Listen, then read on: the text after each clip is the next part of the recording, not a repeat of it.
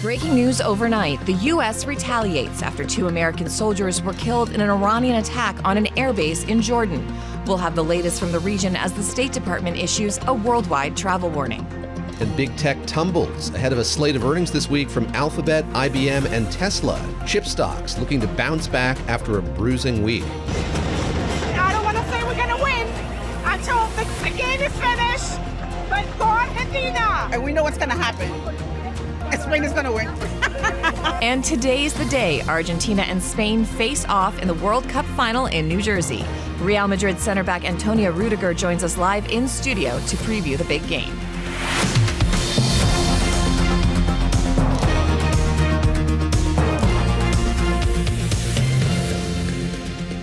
Welcome to Bloomberg This Weekend. We are coming to you live from Bloomberg's world headquarters in New York. I'm David Gura. I'm Christina Ruffini with Lisa Mateo. It is Sunday, July 19th. Welcome to our listeners and viewers across all our Bloomberg platforms on radio, TV, streaming, Bloomberg.com, and the Bloomberg Business app. And of course, overnight, we've been watching these strikes and retaliatory strikes in the region throughout the Middle East due to the ongoing conflict in Iran, tracking at least 2 U.S. casualties, other injuries at that air base in Jordan this morning. Details are still emerging as to what exactly happened and how those attacks were able to get through, what air defense systems are in place in that area. 7th straight night of those strikes as led by the U.S. Of course, they've been tit for tat. We've seen retaliatory strikes, as Christina just mentioned a moment ago.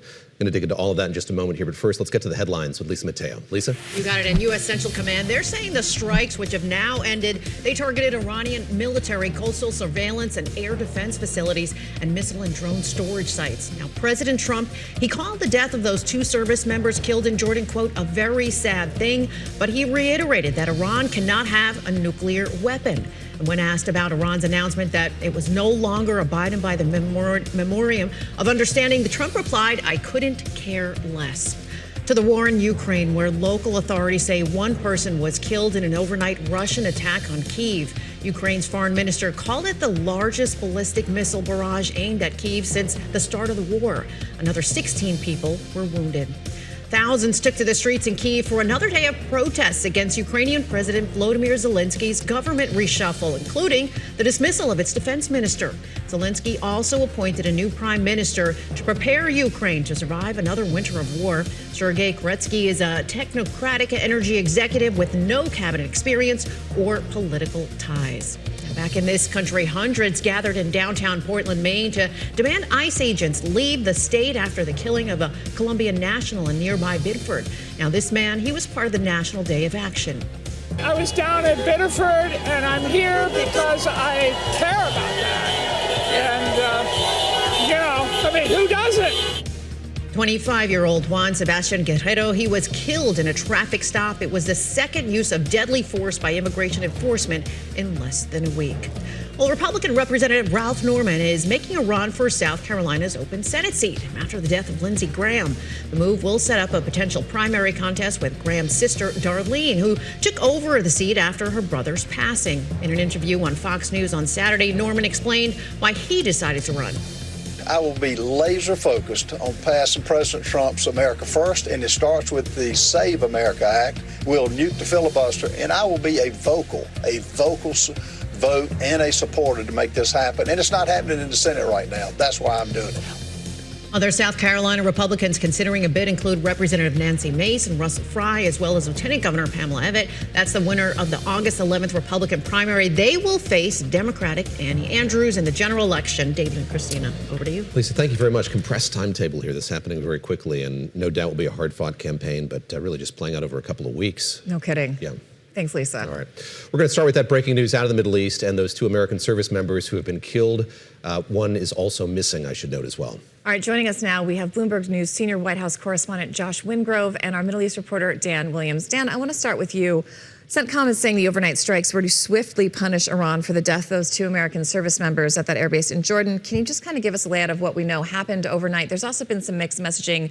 This morning, there was an alert from the U.S. Embassy in Jordan saying that the airport and some other facilities there had been evacuated due to security concerns, and we now have a terminal headline crossing the terminal saying Jordan is saying that is not true. So we're not quite sure what's going on there, but tell us what else is going on in the region. Good morning. Yes, there's some mixed messaging from Jordan. No doubt there's a great deal of consternation there. This is a country that really finds itself not just in the line of fire, but the target repeatedly of Iranian strikes since this flare-up dating back several days now. And obviously the site of those American casualties, 2 fatalities, 1 missing, several wounded, bringing the American death toll in this war to 16, and certainly ramping up expectations in the United States, in the administration, that the US response should be severe and may actually be designed to spiral even further. As for where I am right now in Israel, this country, despite having launched the war with the US on February 28th, has been sitting out this resumption of hostilities between Iran and the United States. There may be several reasons for that, and it may soon end. The Americans are now openly deploying refueling jets to Israel. There was some stationed here, but some had been withdrawn or relocated. Latest reports from Israeli media, there could be as many as 100 US refueling jets on their way here now, which suggests something very big is in the offing, and in fact, that Israel could find itself involved one way or the other. As for the overnight strikes, the Americans seem to be hitting more and more inland in Iran and also in the Strait of Hormuz, which obviously is the choke point, is the focus of this latest flare-up. I think historians will look back at this and may even call this the War of Hormuz rather than the Iran war. It would seem that either side, the 2 main parties now waging this war, Iran and the US, want to have the final say as to who does, and more importantly, does not control and call the shots over international traffic in that strategic waterway. I want to turn to Josh Wingrove in the greater Bedminster area, traveling with the president as he gears up for executive time, which I think is slated to start at 8 o'clock Eastern time. Josh, let me ask you about what we've heard from the president in recent hours. I know News Nation got the president on the phone, and I'll quote here from a piece on News Nation's site. Asked about Iran's announcement that it was no longer abiding by a U.S.-Iran memorandum of understanding, Trump replied, quote, "I couldn't care less," which prompted a response on Twitter from the Supreme Leader, indicating here that the signature of the U.S. president is utterly worthless and devoid of credibility. So we see the back and forth militarily, the back and forth rhetorically, as well. Just picking up on what Dan said a moment ago, that something very big seems to be in the offing here. What do we know of the U.S.'s plans going forward? You've had radio silence over the weekend, really, other than those brief remarks you just read out from the president. So there is, I guess you could call it a strategic ambiguity publicly in the position that the Americans are taking out. That CENTCOM statement had some phrasing that I think is notable, whether it's a head fake or not, but they talked about holding account the members of the Revolutionary Guard Corps who took on this attack.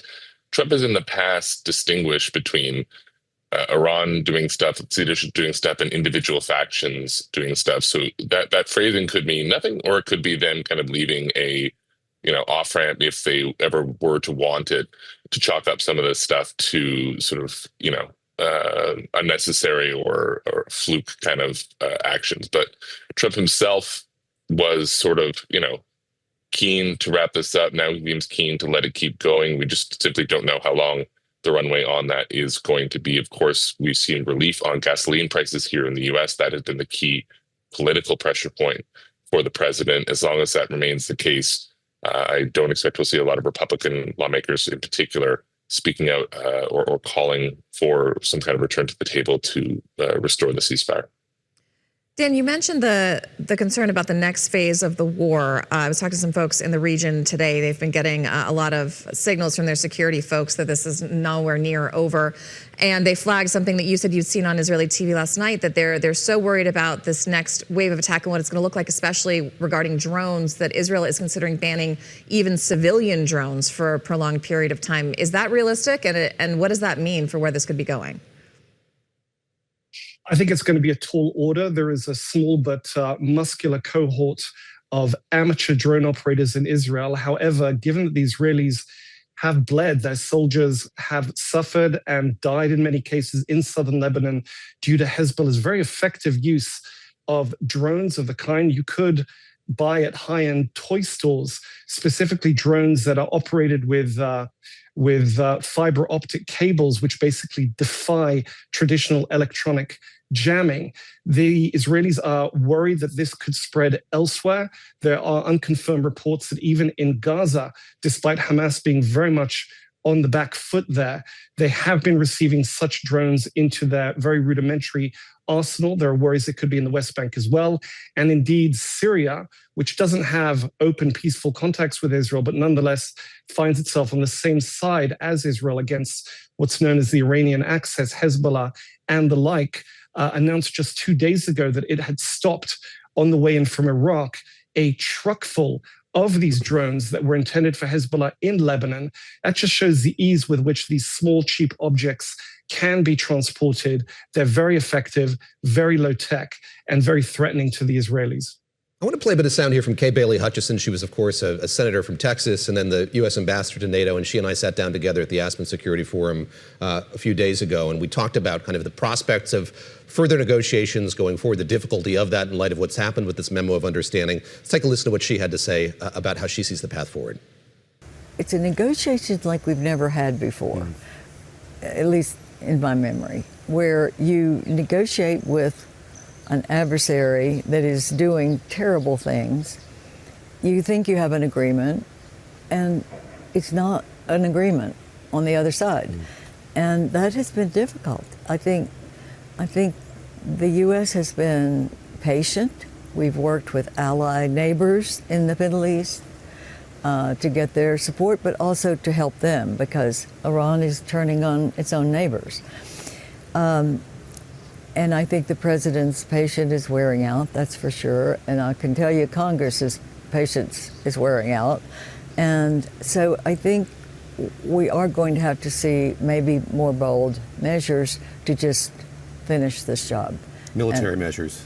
It could have to be military measures. And I think the president has shown that he doesn't want to do it. He doesn't want to kill people. He doesn't want to put our troops in harm's way. But when you can't rely on even a memorandum of understanding, you've got to start looking for other measures that would make a difference. Josh Woodruff, I want to go to you on this point. So we have a president who, for his entire career, has been a very proud deal maker. And I'm curious sort of how he sees what's happened here, or your sense of how he sees what's happened here, putting his son-in-law, his trusted friend and advisor, in charge of doing this negotiation, and now seeing it fall apart in the way in which it has. Any indication from him of how much frustration he has and what the path forward might be, aside from military action that we've seen in recent days? And as vice president. Yeah. You know, there's a lot of people wrapping their arms around this thing right now. No, he has not betrayed any of his frustration publicly. I agree with her comment about him losing patience with this. But Trump in the past, that kind of can go two ways, right? That can either be escalation or him kind of, throwing his toys on the ground and walking to another thing for a little while. And we just simply don't know where that is going to land. So I don't want to speculate too much. I think, though, the political question here is tricky for the president. He has repeatedly noted that Iran's Navy is destroyed, that their Air Force is destroyed. He's cast them as sort of completely militarily defeated. So for the average viewer back home, Americans who are sort of tuning in and out in their day-to-day lives, you would forgive them for being confused as to why this is still dragging on and why this is presenting such a thorny situation for the American forces in the region. And so the longer this drags on, I think the more those questions grow. And again, I think the energy prices are going to be a sort of a key driving political factor. Trump is, of course, as every domestic viewer knows, trying to hold on to the House in particular, the Senate as well, of course, in these midterm elections, and trying to defy history and kind of pulling out all the stops to do that. And I think that will remain a big political calculus for him, including whether he has the vice president re-engage, whether he himself re-engages, whether they ramp up strikes, whether they consider some of these reported limited options that we've seen, including, potential targeted boots on the ground scenarios on Carg Island or whatnot. I think all of this is sort of hanging under a complicated political landscape for him. Dan, adding to the politics, I want to talk about the politics of the region right now, because the State Department has issued this travel warning saying it advises Americans worldwide, and especially in the Middle East, to exercise increased caution. Groups supportive of Iran may target other U.S. interests overseas or locations associated with the United States and or Americans throughout the world. This administration focuses a lot on the military power, but regional allies have tried to ramp up the soft power, the diplomatic power, because it is very hard for the U.S. right now to exercise that in these embassies, which have essentially been on lockdown since this conflict began. Can you talk about the safety of these installations around the region and also civilians? I think about these places like Dubai, like Abu Dhabi, that had this image of being safe, gleaming cities on the hill, and what that's doing for them and for their economies. I think the sense of safety in those sites, those metropolitan sites, have been very popular, not just for those involved in international finance, but tourism. Confidence has been shaken already during the course of this war. I think there was some surprise, including those countries, that they came so quickly under Iranian retaliatory attacks, including against civilian targets, hotels and the like. This warning would not be especially surprising there. I think those countries have weathered the damage, perhaps trying to keep on top of whatever renewed reputational damage there might be in the wake of this latest US warning. What we're really seeing here is a reference to second-tier, downstream terrorist retaliation, subnational, perhaps international, as a result potentially of Iran running out of traditional upfront military options in the face of a much more powerful US foe and, until recently, Israeli foe as well. It would appear the Americans, perhaps the Israelis too, have intelligence indications that Iran or Iran's supporters worldwide may be preparing to resort to this. That may be part of the reason for the reported evacuation of that southern Jordanian port in the Red Sea, which, by the way, is right across the water from Eilat, Israel's Red Sea port. As you noted, the Jordanian state denied what the US embassy had said about the evacuation of that port and the nearby airport. Nonetheless, it shows that really they're taking no risks here. That could, and in fact it has in the past, been the target of terrorist attack, a mortar attack, I think some 12 or 14 years ago. Josh Wingrove, very quickly here, set the table for us. What does the rest of this weekend look like for President Trump? He's in New Jersey to hang out at his property, but also to go to this big game scheduled to take place a little later. Yeah, he's going to. Yeah, happy World Cup final day. He's going to be handing out the trophy here. Mexican President Claudia Sheinbaum, Canadian Prime Minister Mark Carney going to also be in attendance. People are watching that to see whether they actually meet Trump. Of course, there's been some tension with the Canadians in particular in the last few days that we over the wildfire smoke. So we'll see. I'm looking out at New Jersey now. The sky looks mercifully, smoke-free by comparison. So that's good, easing fears that the game would have had too much smoke or even, face potential delays or whatnot. The first window to hear from the president is probably after the game, other than whatever remarks he makes during the ceremony. So on all these topics, including Iran, I think we're going to have to wait to the end of the day to maybe hear from him to see if he speaks to some of the reporters traveling with him on the plane. So that is a big Sunday for him. All right, Josh Wingrove, our senior White House correspondent, and Dan Williams, our Middle East reporter. And Josh got up early and even put on a tie. We appreciate it, buddy. Thank you so much. Coming up here, a big day in UK politics. Andy Burnham about to become the 7th prime minister in the last decade. What's at the top of his agenda as he moves into 10 Downing Street? That's straight ahead on Bloomberg This Weekend, on Bloomberg Radio, Bloomberg Television, and the Bloomberg Business app.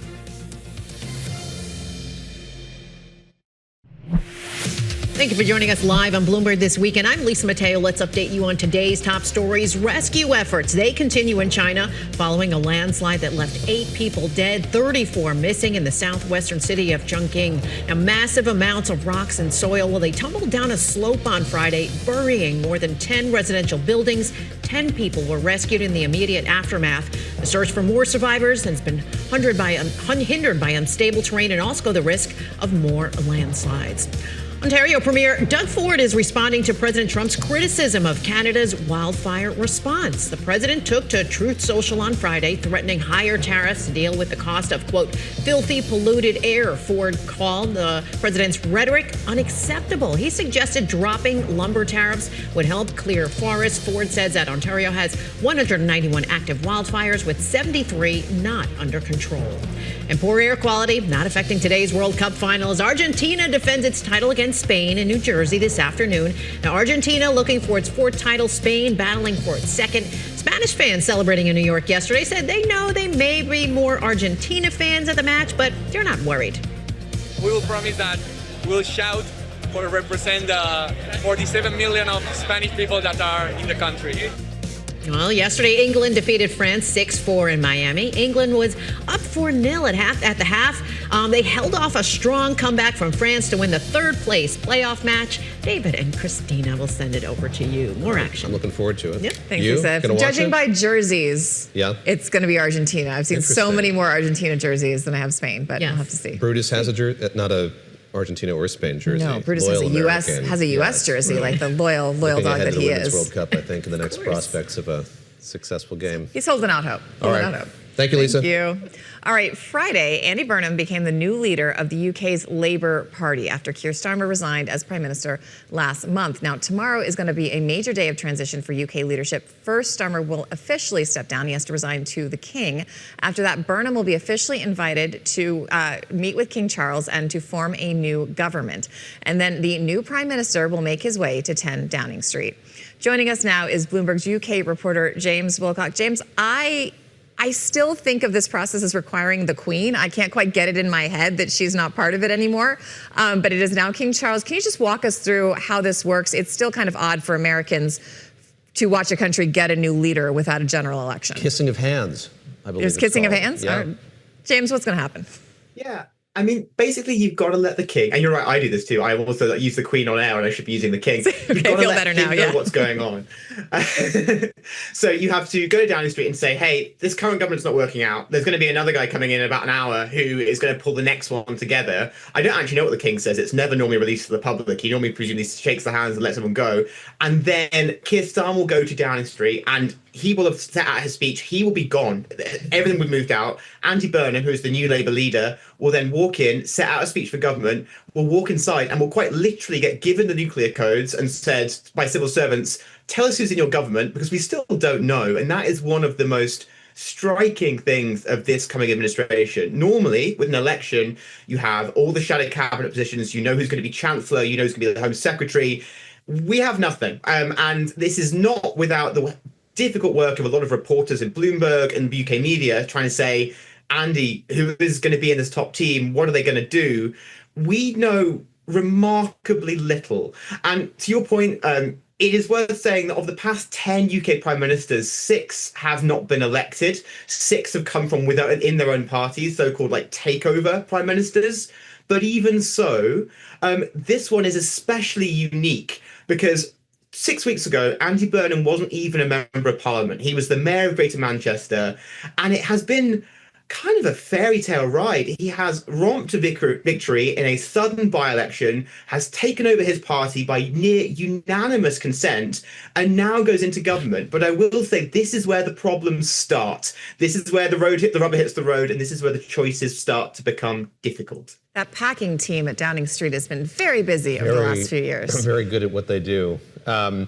James, I'm curious, as you think about the way that this government might be formed, it strikes me there are it's like a rotating cast of characters. I think of David Lammy and Yvette Cooper, David Miliband for the role of Foreign Secretary.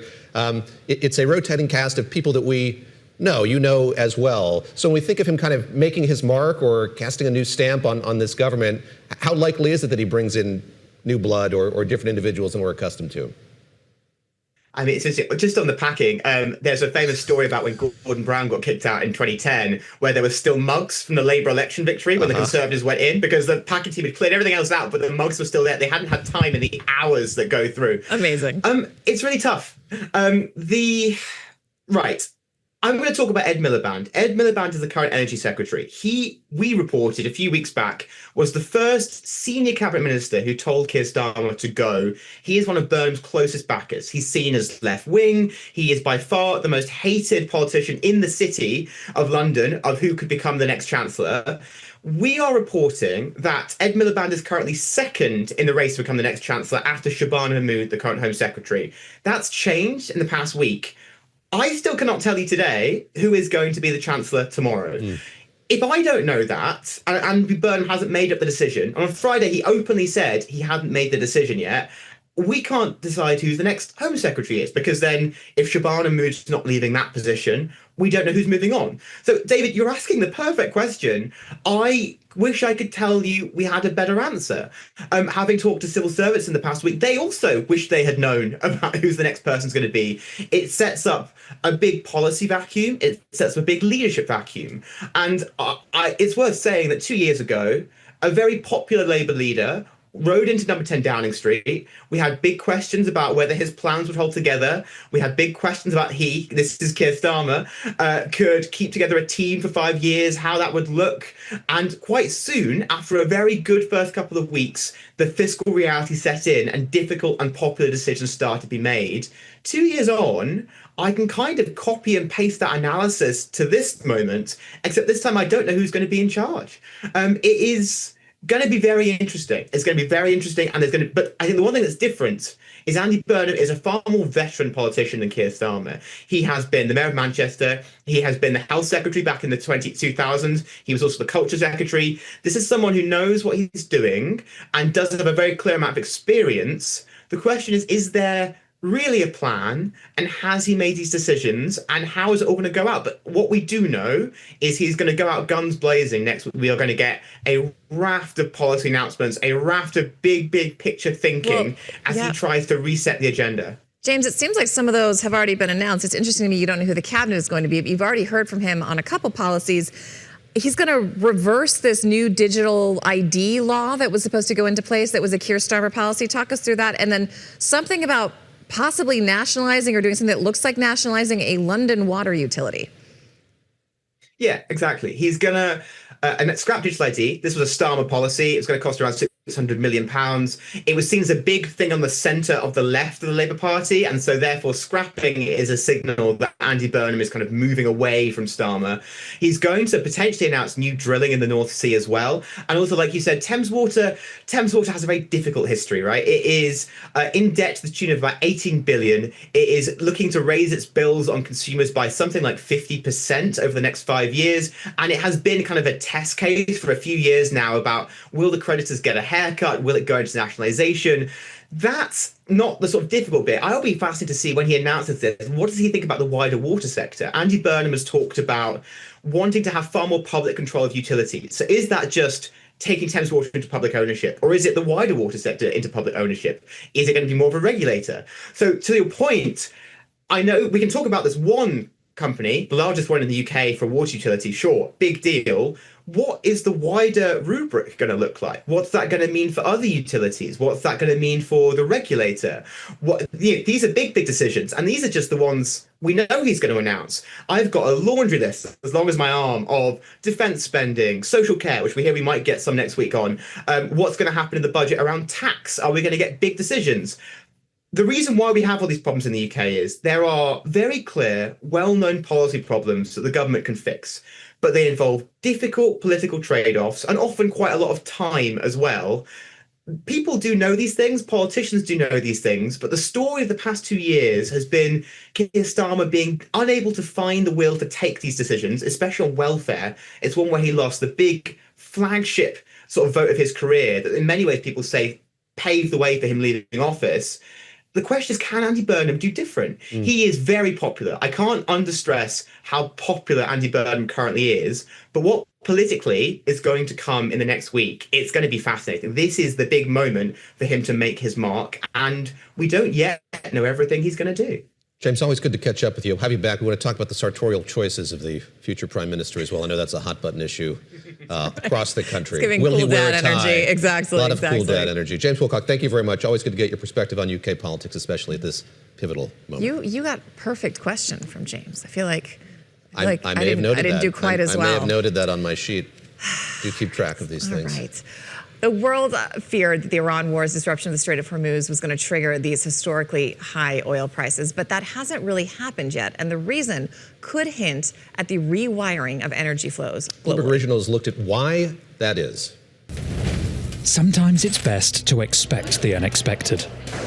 When the Straits of Hormuz first closed, everyone was in a panic, and it was the biggest crisis that many of us have seen in this generation. There are thousands of vessels that are stuck. Ships are still getting attacked. They said they control the strait. They do not.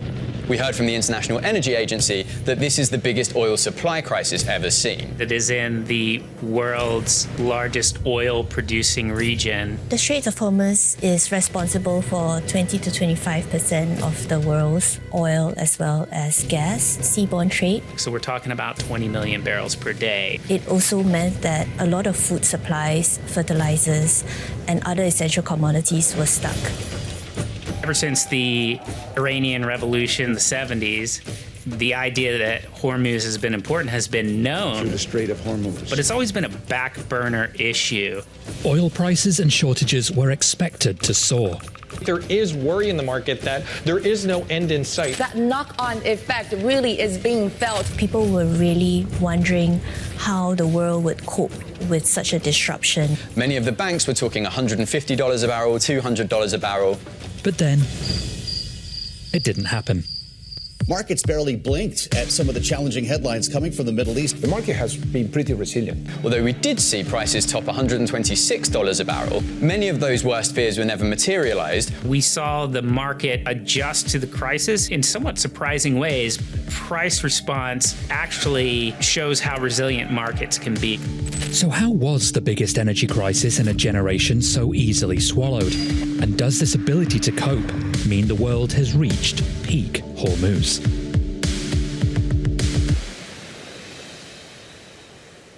Really interesting things happening with the oil markets overnight. You want to talk about the crack spread? We have to call it something other than that. No, this is a technical term. This is the price. This is the difference Tell between the price. Tell me what it is. You want to define it? You define it. No. I think if you do it. No, it's the difference between the price of what you're paying for the commodity and what you're paying at the pump. Right, the refined products and the crude oil price, and it's something clearly that's rankled the president quite a bit. I mean, we've heard him threaten gas companies with suits saying that they're inflating their prices, but really it's this issue of global refinement capacity. Yes, in the Middle East, but of course in Ukraine and now Russia as well. Yeah. So we're gonna talk more about that next week. We've got some good guests that we're looking at for you guys. But some of the biggest airline executives will face questions this week about the rising price of pressure as the Iran war heats back up. We're gonna have a preview of that coming up straight ahead on Bloomberg this weekend. Stick with us.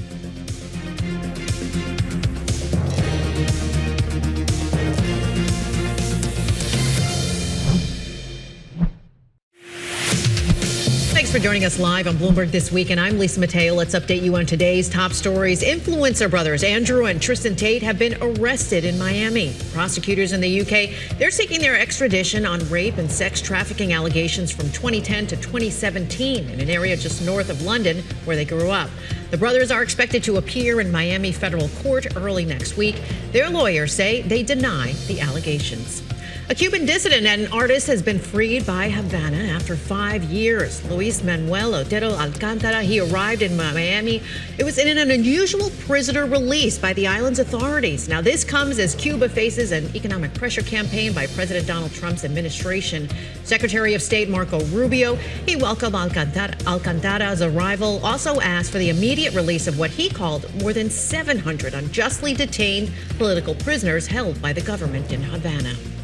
Lettuce recalls tied to cyclosporiasis. Oh boy, that's a tough one. It continues to spread. Now select Walmart locations have removed 4 bagged iceberg lettuce salad products manufactured by Taylor Farms.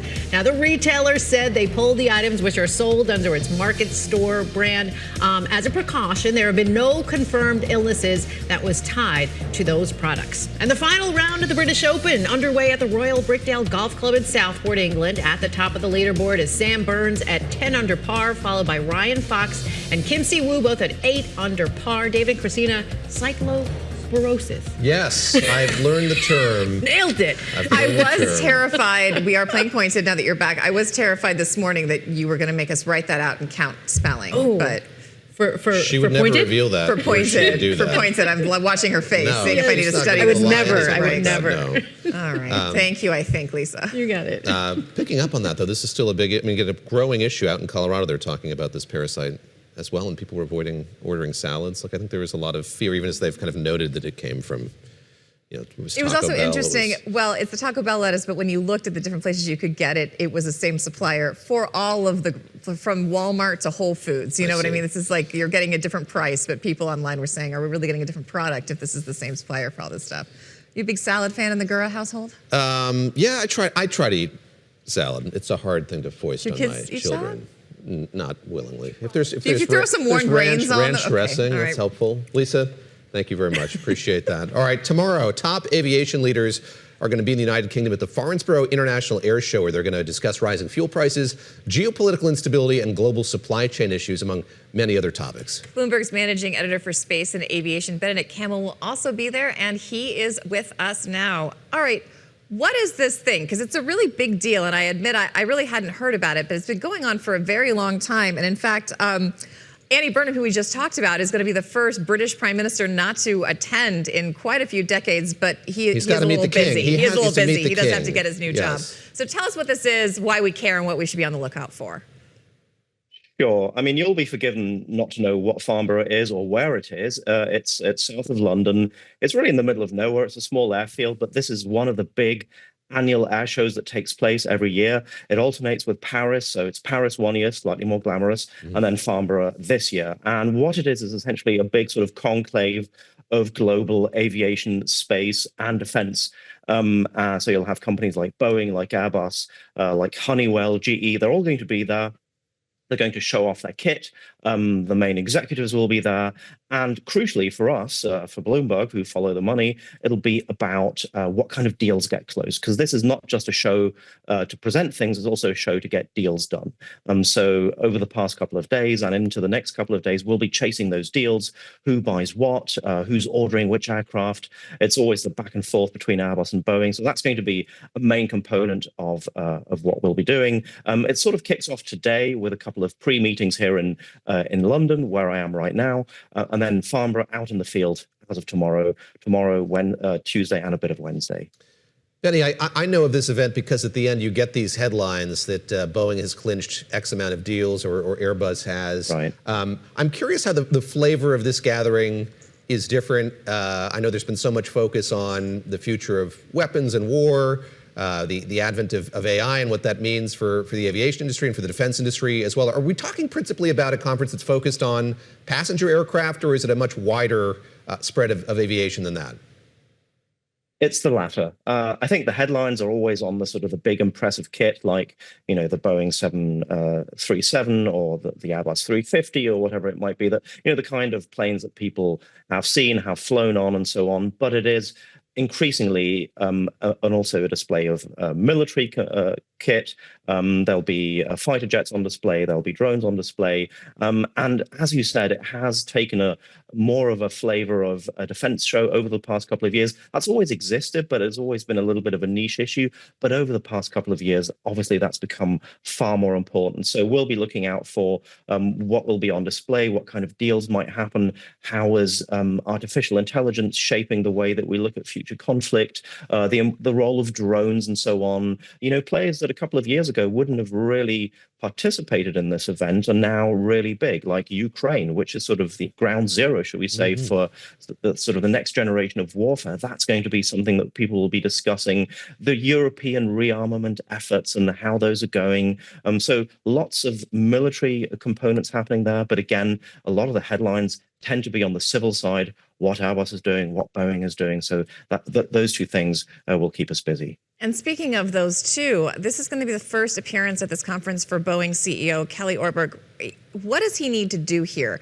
Boeing is in an interesting position. It's seeing increasing competition from Airbus, and it also has American politics that are kind of complicating where it can sell, who it can sell to. The deal that comes to mind is this deal President Trump allegedly struck for China to order some of these Boeing aircrafts. And now this week we had this big press conference where the president accused the Chinese of election malfeasance. Does that factor in when making these orders? Just because you say someone's going to order 7 airplanes, until they actually get that done and delivered, it doesn't mean it's going to happen. Yeah, so, sorry. It's never far. The politics are never far away. It's always a big component of what goes on at the show. And for Boeing in particular, as you said, it's really important how they sort of strike the balance.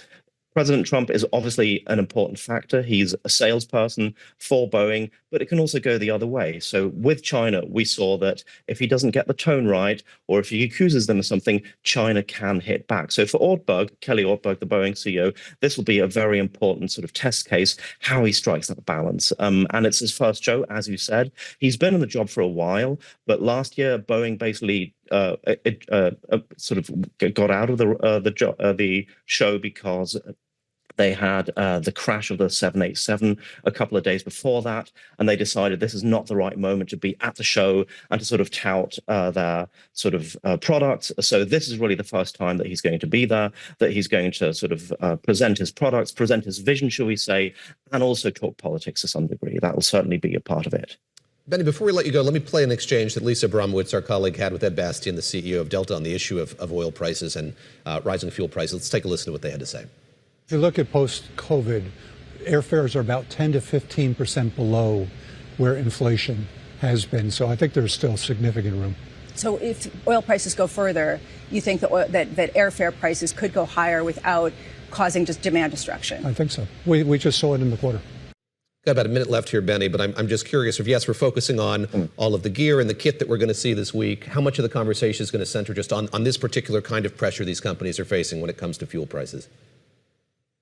So one thing that airlines will want to do is buy new aircraft, because as we just heard from Ed Bastian, fuel efficiency is key, and buying aircraft that are more fuel efficient, so that's important. So that factors into sort of where they are going. But for the passenger side, again, like how far can fuel prices go? How much can they, and as a result, how high can ticket prices go? That's going to be a conversation here. Sort of, have we reached sort of peak fuel cost? And as a result, have we reached sort of the peak of what a ticket price can cost? Ed Bastian seems to think we can go higher. The demand is there, the demand picture, and particularly on the front of the plane. So we might see some growth there still. Not great for the passengers, but good for the airline's bottom line.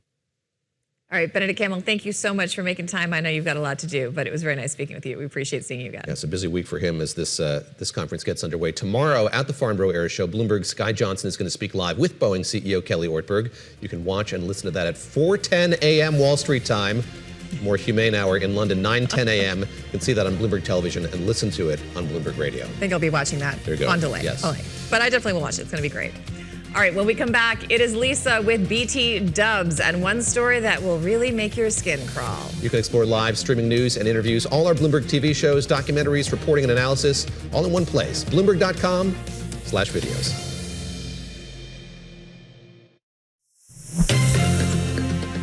Why would you say that? All right. You don't want to know. Trust me. No. Welcome back to Bloomberg This Weekend, or BT Dubs. I'm not fighting with you about this today. No. BT Dubs. Some stories you might have missed throughout the week. I'm Christina Ruffini. That's David Gura. Yes. Lisa Mateo, what you got for us? Okay, so you know how on LinkedIn you can kind of give testimonials for people? Yes. Okay, so now dating apps. I think they are.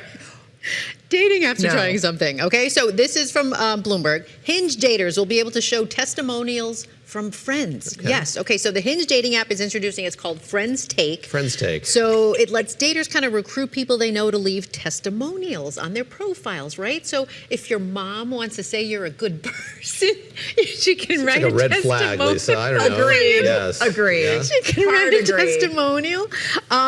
So it's meant to, it's like your wingman. Think about it. Like someone who's propping you up to get you out there in the Hinge dating world. But a lot of other, the dating app companies like Bumble, they've been working to kind of, Gen Z has been declining, so they're trying to bring them back into the pool. So you need that wingman. Get that First wingman. of all, oh boy. I would like to say, clear the clock. My friends are of zero help in my dating life, and I'm looking at y'all in the control room as well. Wow. I don't think, when you look at those LinkedIn endorsements, it's always like the most random people who leave them, and I feel like that would be the same with the dating app. It would be like somebody you went to middle school with who would be like, yeah, she let me gum once. She's cool. Go out with her. And now with AI, I feel like they'll be even better, right? I feel like the AI written ones on LinkedIn are... Really? And how do you know they're real? You can have bots endorse you. Yeah, true. I still think the mom thing is great. If Lisa, my mom on behalf of your children, do not do this. Just weigh in, vouch for them. On behalf of your adult children, do not do this. Who's soliciting it? You solicit them yourself? You say like, hey, you Lisa? You can, yes. Just like all right. But could they also just do it without me asking? Or they get... See, that I'm not sure, because that would be dangerous. Because what if it was like a bad one? Well, yeah. That would kill your dating it's like profile. Now, I would support a Yelp. It's like a hotel or a restaurant. Yeah, Yelp-style rating. I would support a Yelp system. Oh, you would? For, no, that You'd would, like a star rating? I mean, I would, but it would be too much drama. But that would be not helpful. 5 stars? There is a website called Are We Dating the Same Man? Where you can go on and... There is? Oh, yeah. Oh, yeah. We're going to move on from that. But. Okay, let's move on. No, I think we Here we should go. roll on that, That's a whole nother segment for another day. Yes. Okay, you remember 99 bottles of beer on the wall, Are we dating okay? the same man? I'll talk to you in the commercial. Move on. Gabriel, focus right here, here. Okay. Remember 99 bottles of beer. Here we go.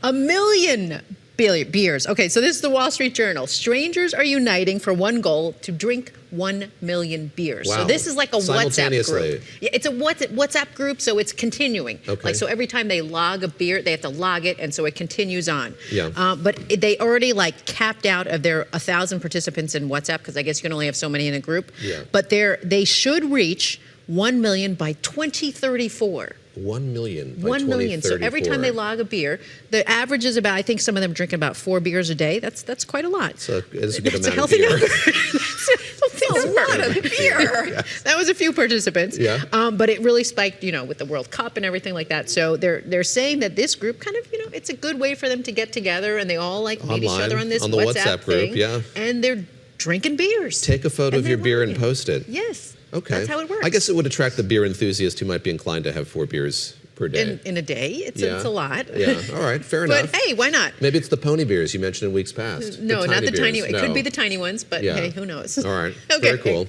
How about this? Okay, when you go shopping, do you get an excitement, you're like, ooh, yay, dopamine in the brain? No, not. Yeah, I don't either. I get I usually get annoyed and I get that I'm spending too much money and stressed out on spending money. Yes. Yeah, correct. This one's from the Washington Post. Okay, these dopamine sites deliver the thrill of shopping without the cost. Okay, I haven't. So here we go. It's a new form retail therapy. So developers in South Korea, they created dopamine websites. So they basically simulate online shopping without the cost. The food one cracks me up. So you can allow users, you can buy items, but they're never going to arrive. Buy items. Yeah, because it wants you to feel good. You just want good. to fill that cart.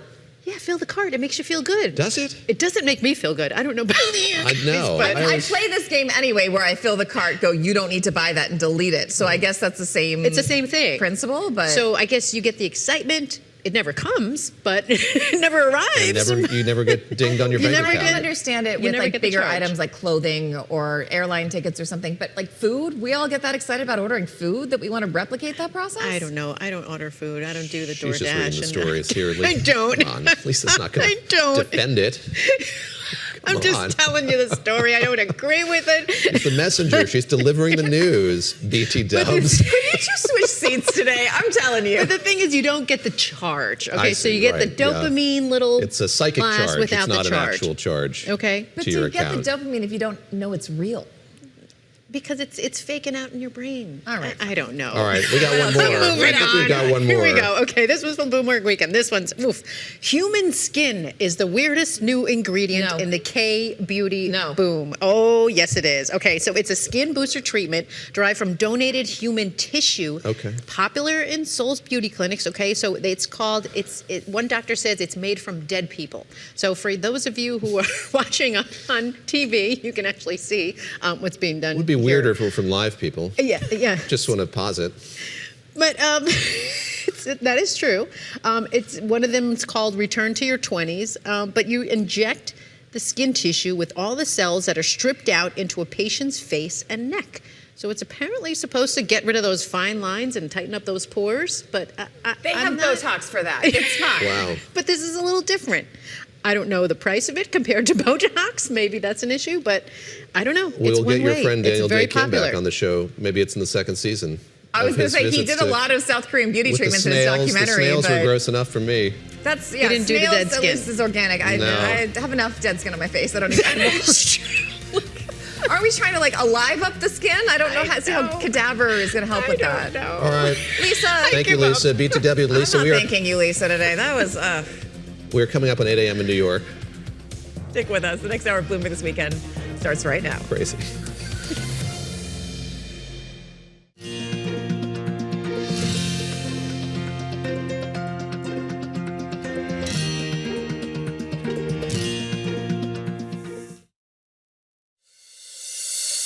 Breaking news overnight, the U.S. retaliates after 2 American soldiers were killed in an Iranian attack on an airbase in Jordan.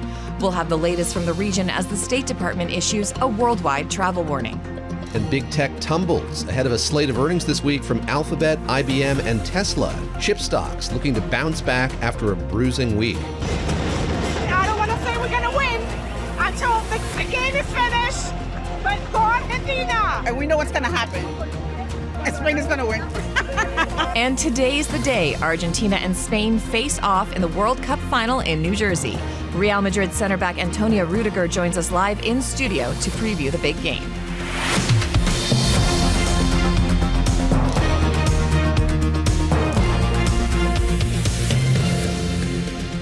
Welcome back to Bloomberg This Weekend. It is 8 a.m. in New York. We're coming to you live from Bloomberg's world headquarters in Manhattan. I'm Christina Ruffini. I'm David Gura alongside Lisa Mateo, bringing you the latest breaking news, reporting, and analysis live this morning and every Saturday and Sunday from 7 o'clock to 10 o'clock Eastern Time. Tracking events out of the Middle East, these tit-for-tat strikes, and indeed we're seeing a lot of damage in Kuwait, Jordan, other nations throughout the region this morning. And just a lot of stress and uncertainty, mixed signals about what's going on as all these different installations. You know, it's hard to get good information when the diplomats who would give you the information are not available because they are trying to protect themselves or their facilities and just trying to get an assessment of what's happened and what could be coming next, what the next phase of this war looks like, both kinetically and politically, as it's still unclear how, if, and when these two sides get back to the negotiating table. 2 service members killed, we learned overnight as well, hoping for more detail on what happened in Jordan as the day unfolds. Let's get to the headlines first here with Lisa Mateo. Lisa? You got it. And President Donald Trump telling News Nation that the death of those 2 service members killed in Jordan was, quote, a very sad thing, but reiterated that Iran cannot have a nuclear weapon. Friday's strike also left 4 troops wounded, 1 missing. The total U.S. death toll now stands at 16. And now Jordanian authorities, they're evacuating the airport and seaport in the southern region of the country due to, quote, a specific and credible threat. That's according to the U.S. Embassy in Amman. Now, they also advise Americans to avoid traveling either to the airport or to the seaport. To the war in Ukraine, where local authorities say 1 person was killed in an overnight Russian attack on Kyiv. Ukraine's foreign minister called the largest ballistic missile barrage aimed at Kyiv since the start of the war. Another 16 people, they were wounded. Thousands took to the streets in Kyiv for another day of protests against Ukrainian President Volodymyr Zelensky's government reshuffle, including the dismissal of its defense minister. Zelensky also appointed a new prime minister to prepare Ukraine to survive another winter of war. Sergei Kyrgyzsky, he is an energy executive with no cabinet experience or political ties. And back in this country, hundreds gathered in downtown Portland, Maine to demand ICE agents leave the state after killing of a Colombian national in nearby Biddeford. This woman was part of the National Day of Action. It's horrific when it happens anywhere, but it's extra horrific when it happens in your community. 25-year-old Juan Sebastian Guerrero, he was killed in a traffic stop. It was the second use of deadly force by immigration enforcement in less than a week. Rescue efforts, they continue in China following a landslide that left 8 people dead, 34 missing in the southwestern city of Chongqing. Massive amounts of rocks and soil, they tumbled down a slope on Friday, burying more than 10 residential buildings. 10 people were rescued in the immediate aftermath. The search for more survivors, it has been hindered by unstable terrain and also the risk of more landslides. And floodwaters in south central Texas have begun to recede, but communities continue to recover. About 30 inches of rain fell over the past few days. 2 people were killed when their vehicles were swept away. Texas Governor Greg Abbott, he's enforcing people to donate to the Rebuild Texas Fund. David and Christina. Lisa, thank you very much. Thanks, Lisa. Terrible weather here yesterday as well. I don't mean to draw the exact parallel, but incredible flash flooding. No, it was flooding all over the city. It was pretty bad. I have a friend whose kids were at one of those camps last summer in Texas. They were okay, but it's very dramatic for the whole family. So hoping everybody's doing okay down there. All right. We are learning more this morning about the Iranian missile strike on a U.S. base in Jordan that killed 2 American service members, wounded several more. 1 person still missing, according to U.S. Central Command. Joining us now, Nancy Youseff, national security and defense writer for The Atlantic, and ABC News State Department reporter Shannon Kingston. Good morning to you both. Nancy, I want to start start with you because one of the things we're seeing this morning is the Wall Street Journal is reporting that Iran has adapted to U.S. defenses. It's firing these missiles that travel at extremely high speeds and can maneuver, as they streak towards the Earth. According to U.S. officials, Iran's ability to hit sensitive targets has also raised concern that the regime is getting targeting help from China or Russia. What is your take on this idea that they might be getting some targeting help from Russia or China, and also this new strategy we're seeing? They also seem to be using some of those cheaper weapons first to kind of overwhelm the defense systems, and then are being a little more successful with some of their strikes where they're trying to hit. Well, we saw an unverified video from the New York Times of the strike in Jordan, and what you notice is that there doesn't seem to be any intercept of that missile as it's headed towards the base. So it certainly suggests that the Iranians are adapting in terms of how they are targeting U.S.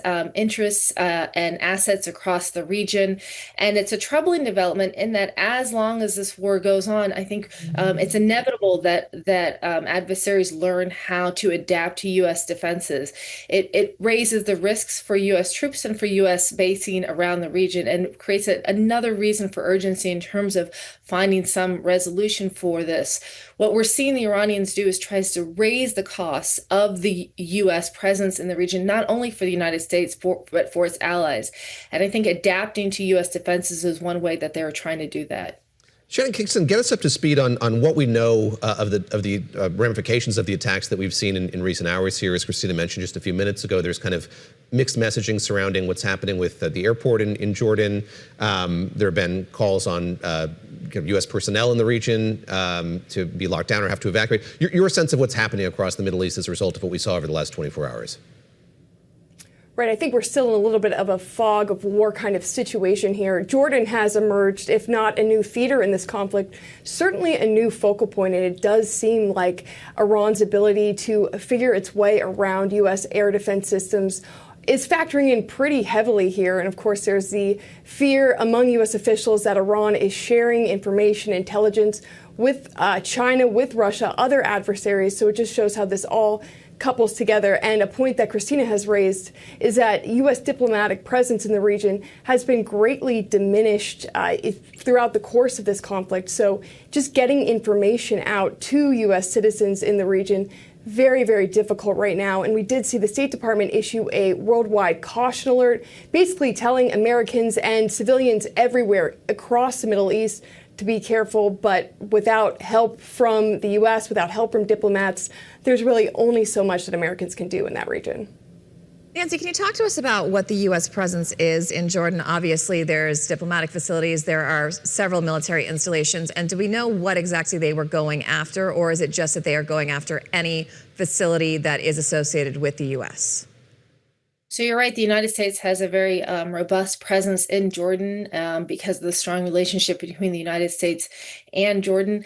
Like other countries in the region, I think Jordan is among those that saw a U.S. presence in its country as a form of deterrence against attacks.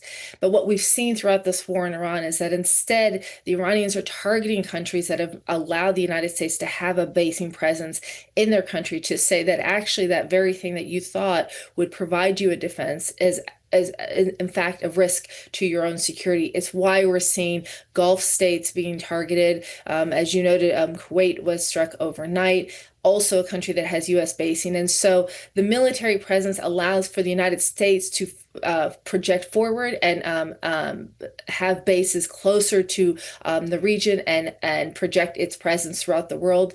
It had, up until this point, allowed Gulf nations and Arab nations to have a form of deterrence in their countries by having the U.S. presence. But what this war has done is sort of upended those suppositions that U.S. basing equals security. What the Iranians are saying is that actually it creates more threats for those countries. Nancy, I want to ask you sort of where we are in the trajectory of this, where we were having a conversation yesterday that it seems like these strikes are now a daily occurrence, U.S.-led strikes, and then kind of the retaliatory strikes from the Iranians. Are we back to where we were in March, say? Are we getting close to that? I'm just curious how you see the trajectory of this playing out. We certainly are getting closer. We're seeing Gulf nations being hit. We're seeing infrastructure being hit. We're not seeing strikes in Tehran, but we are seeing day by day increased hostilities, increased targeting further into Iran, further expanded into Gulf nations by the Iranians in response.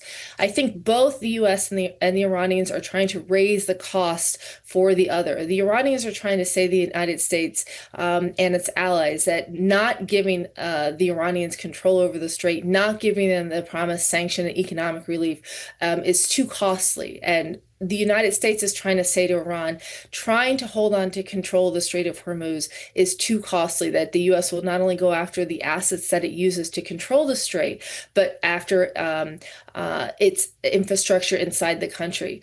I think the challenge is, I don't know that these strikes are changing either side's opinion, but rather further entrenching them into their positions. And over the weekend, we not only saw the tragic loss of those U.S. troops, but we heard the Iranians say that they're walking away from the memorandum of understanding. And so the diplomatic track that would be used to bring these temperatures down has essentially been eroded because the Iranians are saying they're not willing to come to the negotiation table. So we're seeing a rise up the escalation ladder by both sides, but neither side can actually control where those escalations are going to lead to.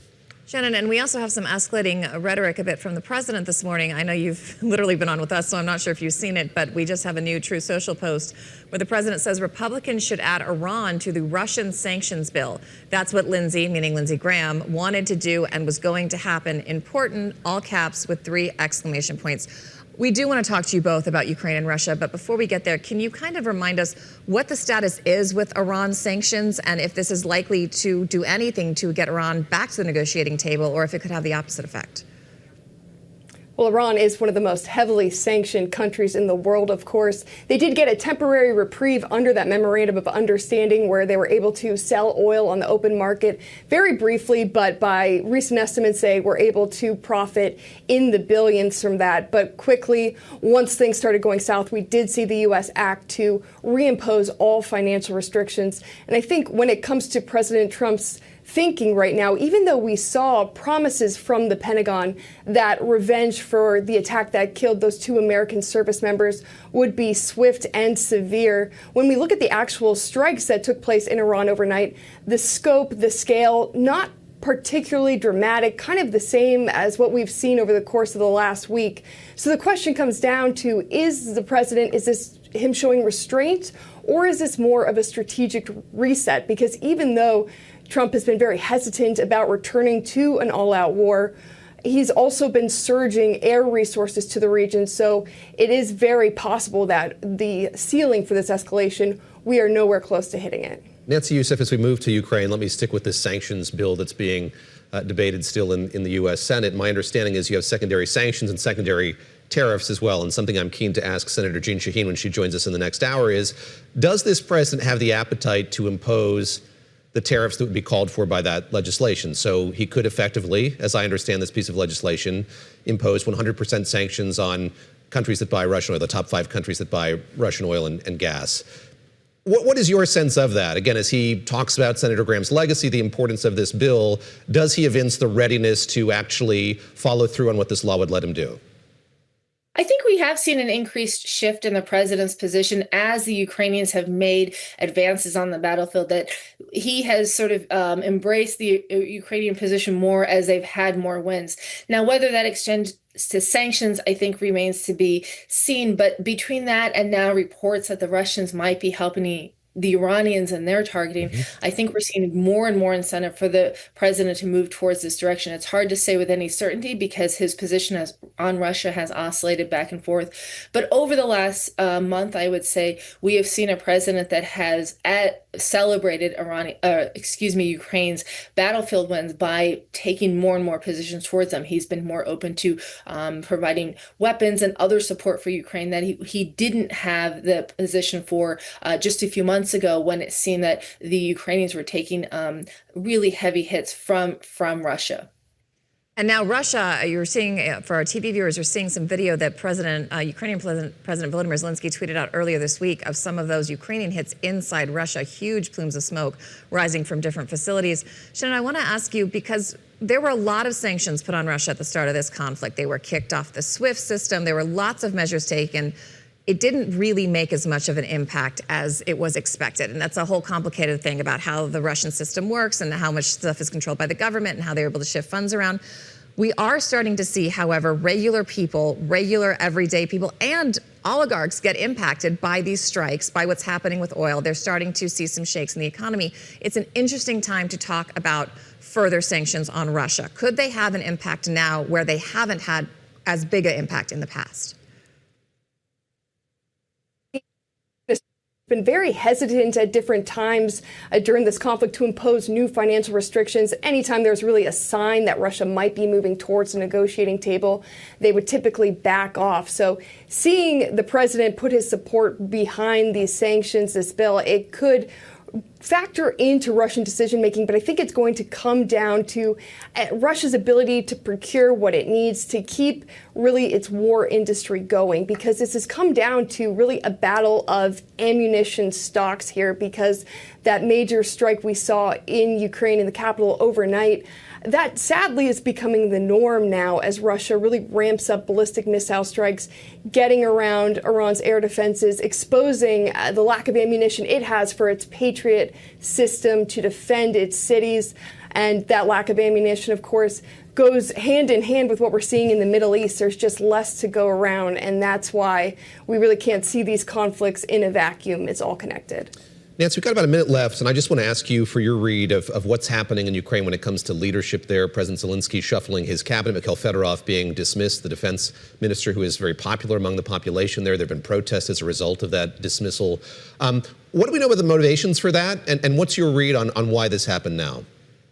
So there have been internal divisions between that ministry, and we're seeing them play out on a public stage. And this has been a problem that has plagued Zelensky's government, questions about governance and corruption. And we've seen at times that the leader has had to back down because of opposition about his form of governance and some of the key aides around them. And so we're seeing another manifestation of this that's playing out because of internal divisions about the future of the Ukrainian defense at a time that they're facing increased strain, resource strains, and at the same time seeing kind of battlefield gains that is leading to, I think, a reassertment within the ministry about where the country should be going, where its defenses should be going, and who should be in charge of sort of shaping its future. I think an internal battle is now playing out on the streets, and a reflection of an ongoing conflict that has plagued the Ukrainian government throughout the war, which is what governance looks like, what is acceptable, and what the Ukrainians want to see from their leadership. Nancy Youseff of The Atlantic, thank you very much. Shannon Kingston of ABC News, thank you as well for your time on this Sunday. And Christina, I think it's such an interesting moment here in Ukraine right now as we see that new dependency on long-range drones really going after Russian cities, as you mentioned, tackling, I think, a lot of data centers is what Ukraine was hitting there most recently. Having such a huge impact, and you had this Russian official come out after those last strikes saying you won't see another fire like this, and then sure enough, you're seeing other fires like this. So and this is something that's much harder to spin because people can see it with their own eyes. Yes. All right, it is a big week for big tech. Alphabet among those releasing second quarter earnings. We're going to talk about that after stocks plunge, chip stocks plunge on Friday. That is straight ahead on Bloomberg This Weekend. Stick with us. We will be right back.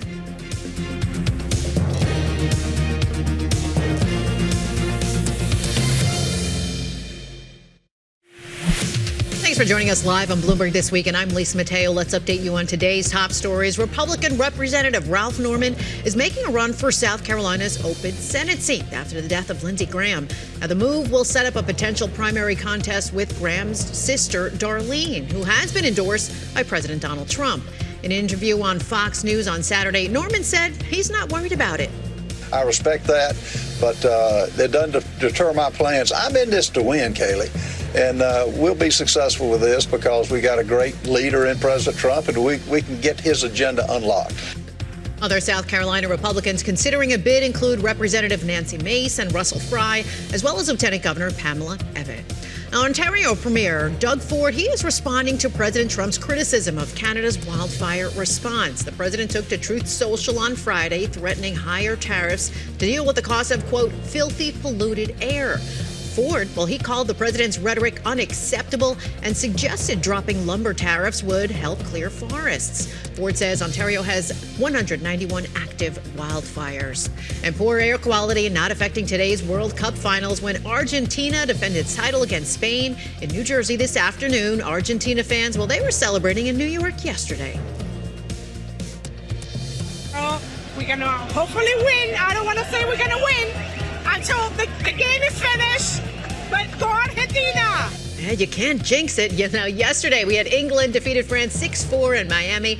England was up 4-0 before the half and then held off a strong comeback from France to win the third-place playoff match. David and Christina, we'll send it back to you. Incredible match. That Did you was watch a that lot. one? I did see it. I didn't, but that was a lot of scoring. It was high scoring in a way that might appeal to you, I think. It was like, I know, I should have watched it. I would have liked that. Yeah, it's good. And Mbappe is now, I guess, the front runner for the title of having the most goals in the World Cup. That is true. That is true. That's pretty cool. If you can't get the gold goal, that makes sense. Okay. It'd be a good consolation prize. Thank you, Lisa. Thanks, Lisa.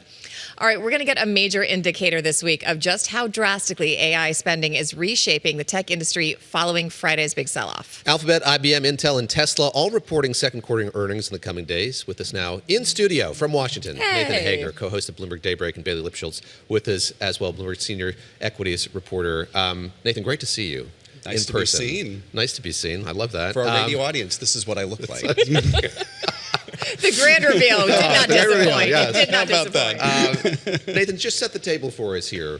There has been a lot of kind of anxiety and agita just about the AI spend. What are we going to learn this week in broad terms from these companies? Well, I think one of the first things we're going to learn in terms of the CapEx is, I mean, obviously we've seen so much projection into how much these companies, these four major hyperscalers, are going to be spending over the next year, projecting something like, what, $725 billion. So when we hear from Google parent Alphabet on Wednesday, I think that for a lot of analysts is going to be the big focus on how they set the table for when we hear from Meta, Microsoft, Amazon a week from now. It's a busy season. It's going to be a busy earnings season. You guys can't leave, okay? You're just going to stay here through the earnings season. We're going to lock you down. All right, we had this Chinese startup, this AI startup, Moonshot. This started kind of all of this, but they are maybe eyeing a Hong Kong IPO after this big AI breakthrough. It's crazy how fast life changes. We just did this. How does that work? How big do we think it would be, and how realistic do you think that is? They're closing a funding round right now at $30 billion, Sure. smaller relative to $1.75 trillion, which is what SpaceX went public at. I think we've been expecting DeepSeek, the other well-known Chinese AI company, is targeting an IPO in mainland China early next year. So it does seem like the kind of table has been set for these two companies to raise money, but kind of keeping in mind 30 billion private round, 70 billion private round, even if they raised large IPOs, and those would be big IPOs in a normal year, when you compare that to SpaceX's $86 billion IPO and you compare that to what we're expecting from Anthropic and OpenAI, it's kind of small potatoes. And again, it's also a very different market. It's the opposite, as Nathan was mentioning, it's an opposite market where you say, okay, Meta is Facebook, Meta, Google, Alphabet. I do that all the time. When you're expecting these big companies with big checks. Yeah, absolutely. Bailey, somebody said something to me last week that stuck with me, and that is, with China, you've got a closed state that has a very open approach to AI, and here it's the opposite. You've got an open society, and yet these kind of closed-off companies that are doing all the pioneering work on AI. How does that manifest itself just in the way you see AI's development going forward here, when you look at a company like Moonshot versus Anthropic or an OpenAI? The argument, David, when you look even at the cost of tokens or the cost of performing kind of menial tasks, it's so cheap, and it becomes kind of this overarching debate between the US and China is there a race to the bottom? And kind of the pitch going back to that DeepSeek moment, a year and a half, 2 years ago, that was kind of an, oh wow, they're able to execute just as well, if not better, on a lot of tasks for a small fraction of the price. There's still a lot of uncertainty around what chips are actually performing these products, so you have to keep that in mind. But when you think about this potential future of AI, the debate here in New York, the debate probably in DC and around the world is, do you want companies like Bloomberg or others using Chinese models, or would you rather use an Anthropic or an OpenAI product? And I think that's a big debate. Is cheaper better if you're utilizing it for important tasks? But Nathan, this goes to the other issue, which is can you really monetize these products? And if you're competing with an open source format, this is like the big thing that people are whispering. What is the answer to that? I know we don't know, but also, why aren't you seeing that hesitancy or even that questioning really reflected in the enthusiasm for these massive IPOs? And it certainly gets into the question of, why these hyperscalers are spending so much money, projecting so much. We saw just in the first quarter after Google reported then, I'm calling it Google, it's Alphabet. Alphabet projected something like 190 on the top side, $1 billion that they're going to spend in CapEx, a huge chunk of that $725 billion number. If on Wednesday we hear from Google that they're going to project it even higher, what does that mean in terms of, to your point, whether they should be going for something like a cheaper model? And then to the question about whether the government is involved in this, how much of the parameters can be sort of it's also interesting to me because when you look at, think about your iPhone, right? When you look at the development of these smartphones, at first you had a bunch of different competitors, and it was Apple that made it open source and made other developers able to access the code so that they could put apps, so they could put it on the phone, and that's the one that took off. And you would think that had been a proven business model, but go ahead, Bailey. No, that just becomes the underlying debate, though, that we're seeing in this market right now is, are you better off overspending? Something Google and Meta have been vocal about. We'd rather overspend than underspend and lose. And to that point, the big question, 5 years from now, 3 years from now, 10 years from now, is this similar to Cisco building the internet? Is this going to lay the groundwork for companies to come in and make a lot of money? Because yes, you do have companies that were around in the dot-com bubble that fueled kind of this technological shift. But what does an OpenAI or an Anthropic look like, and what companies are we not even discussing now that are going to come out of these? Well, it gets to the question, when I lost my train of thought, what I was thinking about whether China is potentially taking some of the technology that some of these American companies are building, whether the federal government wants to try to stop that as well, getting into the difficulties of regulating these Chinese models and having them potentially be stolen by from American companies. Yes.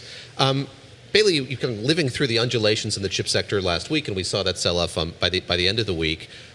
What's the messaging from these chip companies in specific? It seems like there's kind of a relentless optimism to them. It's fine. Everything's fine. It's a little meme with the guy. Everything's fine. Everything's fine. And how are investors processing that? I mean, they say that there is demand, they're making strides to fulfill that demand, and yet it pays to be optimistic. The big question comes back to, when does this chip bottleneck no longer exist? And David, I think the bigger thing to keep in mind when we look backwards to look forward, Taiwan Semi crushed their earnings report. They gave terrific guidance, and the stock was down tremendously, on top of falling 12% before the print. So this is an environment, as we would talk about on our desk, calling it price to perfection, where the bar is very high, and you're looking at a semiconductor index that's up over 100% still in the last 12 months after a 20% pullback. So Nathan and I were talking about this on Friday, and it's kind of a question of, okay, well, what does a good print look like that actually drives stocks? Yeah, and that's the thing. I mean, Intel is up over 150% year to date, and if Intel is potentially getting some of the spend that IBM in their preliminary results was saying that we didn't catch, that some of this shifting spending was going to be going to chips and AI data servers, whether Intel can grab some of that. If it doesn't reach that high bar that's already priced into the stock at 157% plus, is there going to be potentially some profit taking? I also wonder, as you look at these huge CapEx expenditures, when it comes to competing with China, that is a place that can do things very differently, especially when it comes to investment and with energy. How big is the price of energy going to start factoring into where people think they're going to pick winners and losers here? I think it's already playing out. And we're looking at a market that's trying to, and has been spending the last few months thinking about what does, again, 2030 look like if we're already betting on the companies making these chips. Is it nuclear? Is it geothermal? How can we address the energy bottleneck? Because right now we're dealing with semiconductors being a bottleneck. Well, the next step will be, how do we actually address powering these And China has really diversified its energy in a top-down way that we haven't really done here in the U.S. Yeah. Bailey, I want to ask you about SpaceX, if I could pull an audible here. We have seen that stock really come down precipitously since the debut. I've been thinking of Newton's third law. I mean, what goes up must come down, I guess, and we're kind of seeing that in real terms here in the stock price. What explains that? A dose of realism on investors' part, that what they were sold at the beginning might not be coming to pass, or it's unlikely that it would be guaranteed to come to pass? What do you make of the sharp downturn that we've seen? I guess $1 trillion wiped off the market cap there in recent days. No, if you look at the chart, it looks a lot like Cerebras, which went public a few weeks, month and a half before. And there's a lot of excitement around the IPO. People are on social media talking about it. Everyone a lot at of a FOMO. dinner You party. don't want to miss out on it. Yeah. When I was at my grandma-in-law's birthday party, everyone was like, should I buy the IPO? And I'm like, wait, really? I don't give investment advice. Give advice. No, Bailey 100%. Lipschultz does not give investment advice. I do not give investment right. advice, but there was so much excitement. And then you kind of step back and say, we're in a market right now that we've seen a pullback. So if you're an investor and you're selling Micron or you're selling Intel, well, SpaceX gets a lot more difficult to justify a $1.75, $2 trillion valuation. So naturally, you'll take some chips off the table. We haven't seen a true fundamental change to the underlying thesis. Starship delay was small on the margin. You should see a typical pullback, but that's not really, shouldn't equate to a 35% pullback. The big question now is this a company that is going to deliver news flow between now and their first earnings report, sometime likely next month, and then an unlock of hundreds of billions of dollars of shares? No one knows what that looks like. So you have short sellers betting that the company will either, at least the stock price will continue to go down, and then you have just the uncertainty around the next Starship launch and uncertainty around what the earnings looks like on top of an unlock. There's a lot going on there. Nathan, we've got about 30 seconds before we let you go. Intel, IBM earnings this week. What do we expect? So IBM, as I said, mentioned that they were surprised or caught off guard by the shift over to chip and AI spending. The question for Intel is, do they draw in some of that spending as well and potentially overperform later on this week? And IBM really punished for that. Yeah, over the last down week. 20.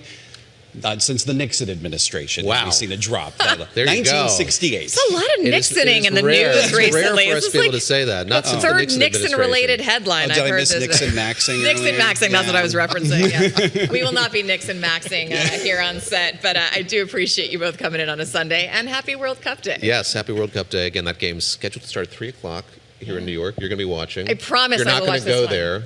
No, Bailey, you're going to go? To New Jersey? I live in New Jersey, but I will not be going. With binoculars on, watching the stadium unfold. Thanks to both of you, Bailey and Nathan, here with us on set in New York. Thanks, and will guys. it be back-to-back wins for Lionel Messi in Argentina? We're going to get a preview next from someone who knows the game. Real Madrid star Antonio Rüdiger joins us live in studio here on Bloomberg This Weekend. This is exciting news. I mean, this is like, he's a big deal. We are very excited. We're I mean, trying to big play deal a is cool an week. I can see them in the green room where we're trying to. We're cool. It's fine. We talk to cool people like you all the time. We're not nervous at all. It's going to be great. No, but doing a lot of things and has a new foundation that he wants to talk to us about. So we'll talk about soccer and we'll talk about careers and what to do after those Philanthropy careers as well. Yeah, Very cool. we'll be here. Coming up here on Bloomberg This Weekend on Bloomberg Radio and Bloomberg Television.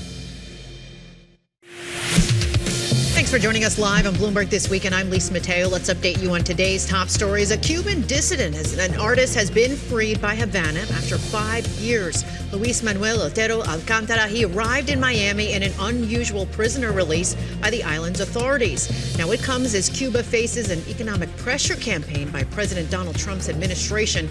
Secretary of State Marco Rubio, well, he welcomed his arrival and asked for the immediate release of what he called, quote, more than 700 unjustly detained political prisoners held by the government in Havana. Influencer brothers Andrew and Tristan Tate, they have been arrested in Miami. Prosecutors in the UK, they're seeking their extradition on rape and sex trafficking allegations from 2010 to 2017 in an area of North London where they grew up. And the brothers are expected to appear in Miami federal court early next week. Their lawyers say they deny the allegations. The final round of the British Open is underway at the Royal Birkdale Golf Club in Southport, England. At the top of the leaderboard is Sam Burns at 10 under par. And a British runner has broken the 27-year-old world record for the men's mile. Josh Kerr, he finished the distance in 3 minutes, 42.66 seconds. Now, this happened at the Diamond League meet in London on Saturday. The previous record, well, it was of 3 minutes, 43.13 seconds. That was set back in Rome in 1999. Now, Kerr, he was wearing a super shoe by Brooks Running and a speed suit to actually balance aerodynamics and breathability in the heat. That time is incredible. David and Christina, I'm telling you, I think my mile is like 10 minutes. I don't even know. Lisa, I was going to say, I definitely run on a good day like a 9-minute mile, but let's blame the shoes. We don't have fancy shoes. That's True. what it is. There That's you what go. it is. All right, thank you so much. We actually let David, for once, go get a cup of coffee because I'll tell you why in a minute. After a long, complicated, mostly joyful journey, the 2026 FIFA World Cup is finally here. Spain is going to be taking on Argentina as that team tries to be the first to win back-to-back World Cups, a feat not achieved since Brazil in 1958 and 1962. So to bring this all to a nice close, we let Gura go get a coffee, and we invited Bloomberg Business of Sports reporter host Randall Williams on the sofa here with me to help interview our next guest. We have Real Madrid and German national team center back Antonio Rüdiger. Thank you so much for coming in. We really appreciate this. Thank you for coming in. Absolutely, I'm excited. All right, boys, who's going to win this game? Whew. Let's ask the professional first. I think that's a tough question, and obviously, because I play in Spain, I'm going for Spain. But it's a tough match because Argentina is really, really a strong opponent, and but still, I root for Spain. Fair enough. So everyone who is analyzing this game say that Spain keeps the ball away, they don't allow you to have it, and that's how ultimately they could beat Argentina, is if they score first and then play keep away. From your perspective, what makes Spain a difficult opponent? If you see the way how Spain played the whole tournament, they were always dominant. They played as a team, and they have also great individual quality with Lamine Yamal, and I think that's they have a great mix of team. But then you see Argentina they have Lionel Messi, and then they have the soldiers, and that makes them very dangerous. How has this World Cup been overall? I mean, I know obviously Germany didn't go as far as I'm sure you would have liked, but you've been here, you've been playing, and even watching it, it was very controversial to start, the venue, but it feels like, I mean, people have called it a worldwide sleepover. The fans, the Americans, we've gotten along pretty well. And from a player's perspective, just how was it? No, I find it very, very, very positive because you see a lot of different nations meet together, and the main focus is the World Cup and the joy in the people and all the emotions, and cultures are meeting together, and everyone supports, and this is just great. How was your experience just being around the U.S. cities? One of the things that was unique was that you were traveling all throughout, back and forth to the base camp and then out to the matches themselves. What was your experience like as you were traveling and experiencing the different cultures in those cities? For me personally, it was, first of all, we are there for a job. Like the traveling, that's part of it. It's a work trip, yeah. America is a huge country, so that's why we knew that before. Yeah. But just meeting the people around, because I like to have walks outside and just connect with the people. And the people been great. They've been great, because normally when you come to the US, you think like people will not recognize you or something like this, so you think you have more peace. But not in America, sir. Not in America. Not at all. So it's you all did super get fans. recognized on the street. Yes. But the approach, I like the approach. It's very respectful. Really? And this is really something very, very nice. Any favorite moments, favorite interactions? Favorite interactions? Yeah, like, not favorite, because they all been the same. Like, it's more about the approach. Okay. The way people speak to you, like very friendly, always please and thank you, like very well educated. Oh, that makes it. Thanks, fellow Americans. We appreciate that on behalf. You mentioned Messi. You've played, I think, 4 times in your career. What makes him stand out as a player? Is he worth the hype? Is he really as good as his reputation? Well, I think we are all seeing it, and he's now. I don't want to say anything wrong, but I think he's now 39 years old. He is 39. So then you know that, and he's still delivering on the world stage. So I think we don't need to speak more. Like, Fair enough. I want to go back a couple weeks when Flo Balogun, the U.S. striker, he was given a red card. Some say that red card shouldn't have been given out, but based on the rules, it should have. And we see President Trump get involved. He asked FIFA to review it. As you were watching all of that unfold, what was your perspective? Well, it's difficult. It's a difficult topic, especially for the player, for the U.S. team. I think I wouldn't say that is the fault why they got eliminated, but I think that also plays a part. Belgium came out with fire. Especially for... It had to be a hard head game, too. No, definitely. So, but I think my personal opinion, he should have stayed out of that game. If you were the coach, would you have played him or would you have kept him out? If I would be the coach of USA, it's the talisman. It's one of the most important players in the squad. No, I would play him. You would play him. All right.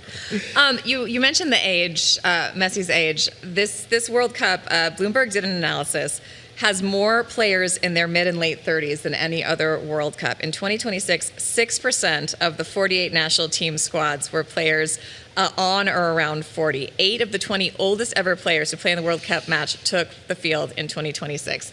You're still a young guy, but career longevity in sports is hard. Is this encouraging? How are people achieving that? And is that something you think about on a day-to-day basis when you're playing, is how long you can do this? Absolutely, I'm thinking about it. But first of all, we all always hoping and praying that we stay healthy. Yeah. And but with the amount of games we have, it's not always easy. So that's why, I'm now in my 30s. So I'm 33. So I'm also looking at always sleeping well, doing the right things. Yeah, to be at this highest level, because the young guns, they're coming out.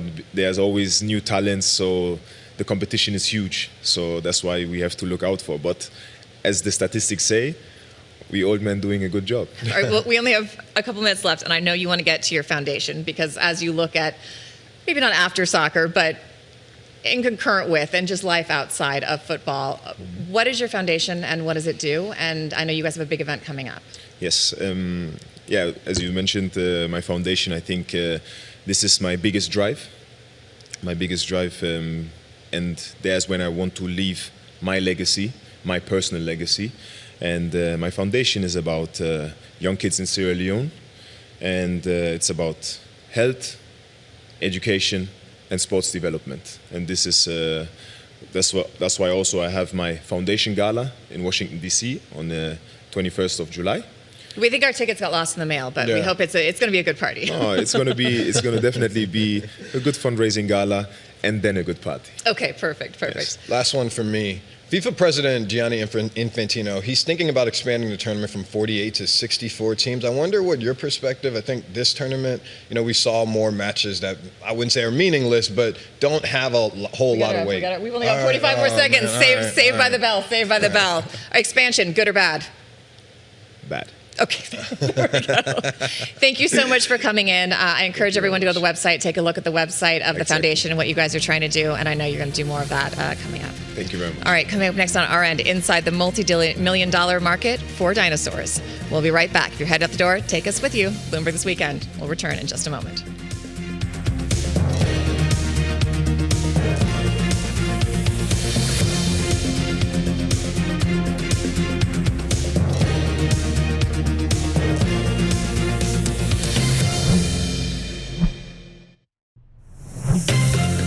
Welcome back to Bloomberg This Weekend. I'm David Gura with Christina Ruffini. And dinosaur skeletons have recently become a hot new asset class coveted by the ultra-rich. They're seen as an alternative to traditionally owning a piece of art or a sports franchise. But with a market that's not yet stable or regulated, problems tend to occur. Bloomberg Wealth reporter Devin Pendleton for The Big Take investigated the recent failed auction of the dinosaur Shaheen. Shannon was a T.Rex that the auction house Christie's announced in 2022, and it was going to be the first T.Rex ever to go on sale in Asia. This was poised to be a major sale. Shannon's auction never went forward. About 10 days before the scheduled auction date, Christie's pulled the sale.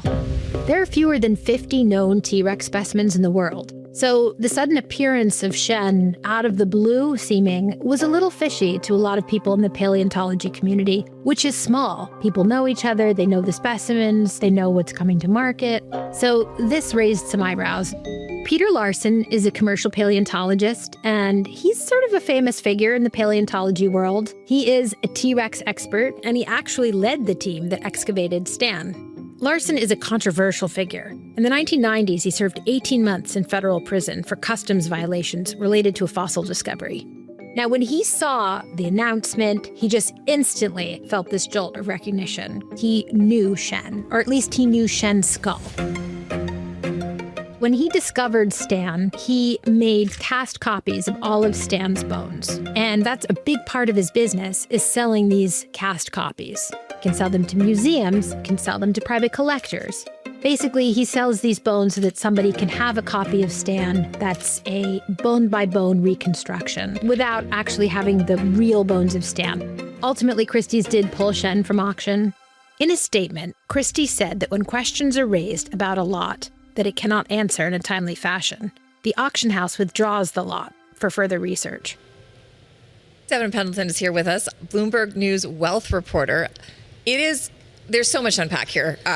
Literally and rhetorically. It's shocking to me how big of a market this has become so quickly. I remember I first read about this maybe less than a year ago, and it seems like it's only gone up. I was reading in your article, financier Ken Griffin spent $44.6 million on a Stegosaurus. Leonardo DiCaprio, Nick Cage, other celebrities have also gotten into these. But when one is purchasing a giant dinosaur skeleton, how do you know if it's authentic or not? What are you looking for? Because it sounds like there are a lot of copies out there potentially.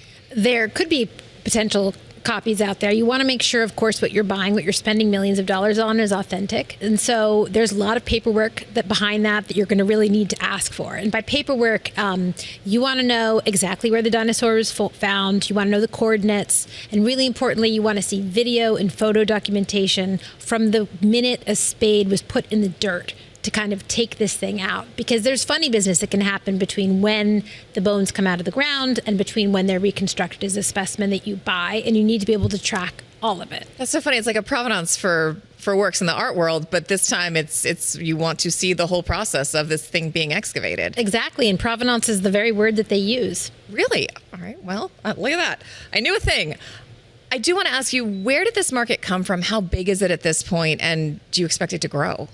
So the market's really old. I mean, this goes back, of course, since dinosaurs were discovered in the Gilded Age. There's great, colorful stories about Gilded Age barons kind of fighting over finding dinosaurs and laying claim to finding great dinosaurs and funding digs. So it's not new, but certainly it's taken on new velocity in recent years, you could definitely say. I mean, even in recent months, it's who knows where it could go. I mean, this really is sort of, we're kind of at the very beginning of this market as sort of a mature, like real sort of investable part of the market space where you see auctions houses really getting into it and putting money behind it and muscle and entire shows and auctions dedicated to this space. Like there's a lot of potential. It has a lot of, buyers and sellers, traders, dealers, pretty excited.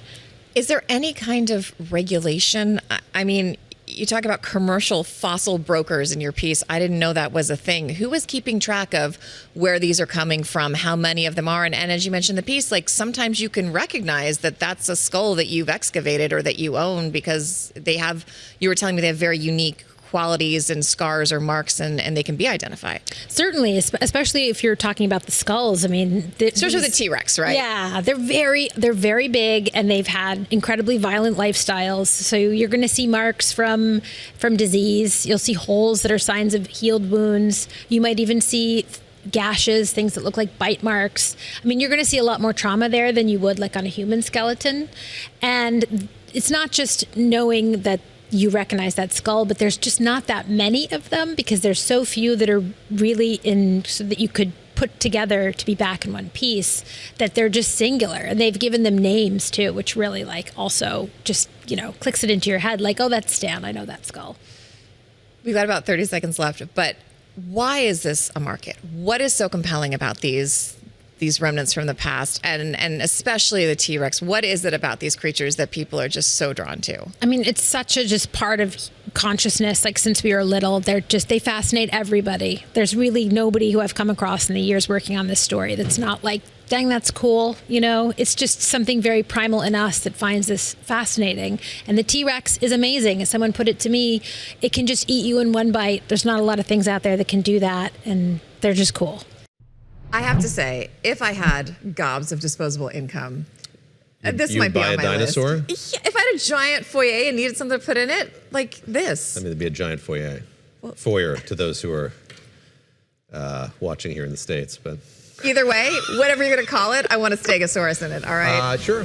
I mean, she's talking about the magnetism of these. If you go to the Natural History Museum here, it is crazy to see them. They're just incredible, but it's also shocking that they can replicate them so well now. You can only tell with a CT scan if it's real or not. The bones. All right. We're coming up on 9 o'clock here in New York City. The next hour of Bloomberg This Weekend starts right now.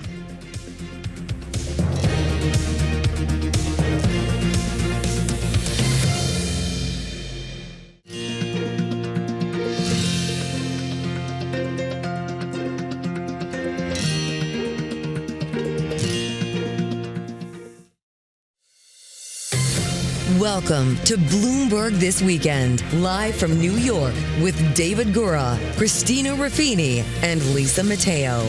The latest headlines, key analysis, big interviews, and the stories that hit home on your days off.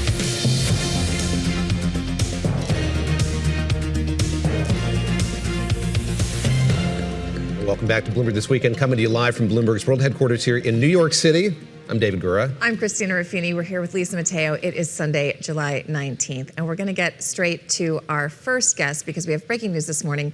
2 American troops are dead, and 1 is missing after Iran struck a base in Jordan. The U.S. launched counterattacks overnight to, quote, swiftly punish Tehran. 16 American service members have now died in this conflict. We are joined by Congressman Marlin Stutzman, Republican of Indiana. He represents the 3rd District and sits on the Financial Services and Budget Committees. Congressman, thank you very much for being here. And I just want to get your sense, first of all, of the state of play here and your sense of the administration's strategy going forward in this war. We've seen the president effectively rip up that memo of understanding. The ceasefire is off, and we've had 7 straight nights of tit-for-tat strikes. Where do you see this heading?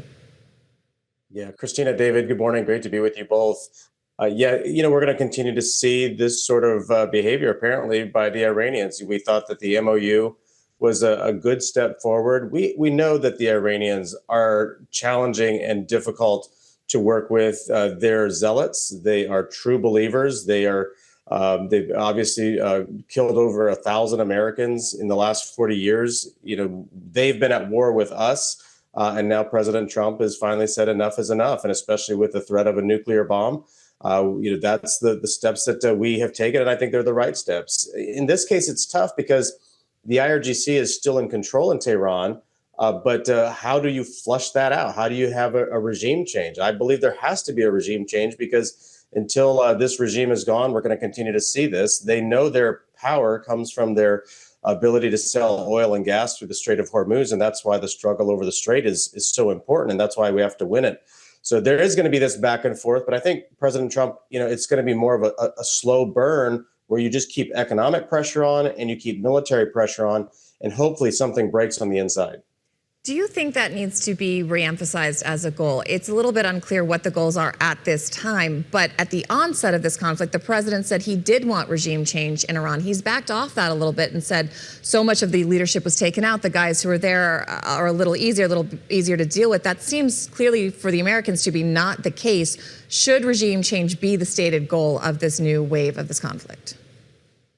Well, I think it should be. But again, when you're sitting at the table with negotiators, you hope that there's somebody at lower levels of rank that are starting to move up because the upper echelon of the regime have been toppled, killed, and taken out. And so you hope somebody is going to use some sort of common sense and say, you know what, maybe we should adjust here and hopefully we can save the IRGC, and they can somehow save their control in Iran. But again, like I said, they're zealots. They are willing to die for their beliefs. These are a very different sort of, religious fanatics. They are not giving up control very easily, apparently. But somebody on that inside of the IRGC needs to start saying, look, we can survive here and keep control. And President Trump is willing to do that. I prefer to see a complete regime change and a new government and let the Iranian people have their country back. But that's why this economic pressure, military pressure, hopefully causes someone to break inside and start to think rationally rather than continuing to fight. I mean, attacking Jordan shows the Middle East and shows the world that their problem is not just with Israel or with America. They're willing to attack Bahrain, Jordan, UAE, and other countries in the Middle East as well. Sitting with them at the table, I want to stick with that point if I could, because we're hearing from Iranian leadership that they have no appetite to go back to the table now. They're saying that the U.S. walked away from this memo of understanding, which I know you praised it at the beginning. And they say, why would we go back? Why would we want to have talks with the U.S.? As you look down that path, the diplomatic path, how foreclosed does it seem to you? What's going to get these 2 parties back to the table? Well, again, the reason that the MOU was broken because they were attacking ships in the Strait of Hormuz, and the Iranians. I mean, I tell you, President Trump gives these guys more chances than what they deserve, because he wants to find a solution here. He wants to find a Strait of Hormuz that's safe for commerce. It's good for China for their energy supply. It's good for Europe. It's good for the United States. It's good for everybody. In fact, it's good for Iran if they would just realize it. That if they had a safe strait where ships could go in and out, they would have the ability to sell more oil and gas. So in the long run, what's going to happen here, David, is that buyers of oil and gas are starting to look elsewhere, which actually benefits the United States because they want to buy a safe place for their buyers. And so the sellers are starting to say, look, we're going to go somewhere else and buy rather than buying from the Persian Gulf because it's too risky. So in the long run, this economic pressure, I think, is what's going to really hurt the Iranians.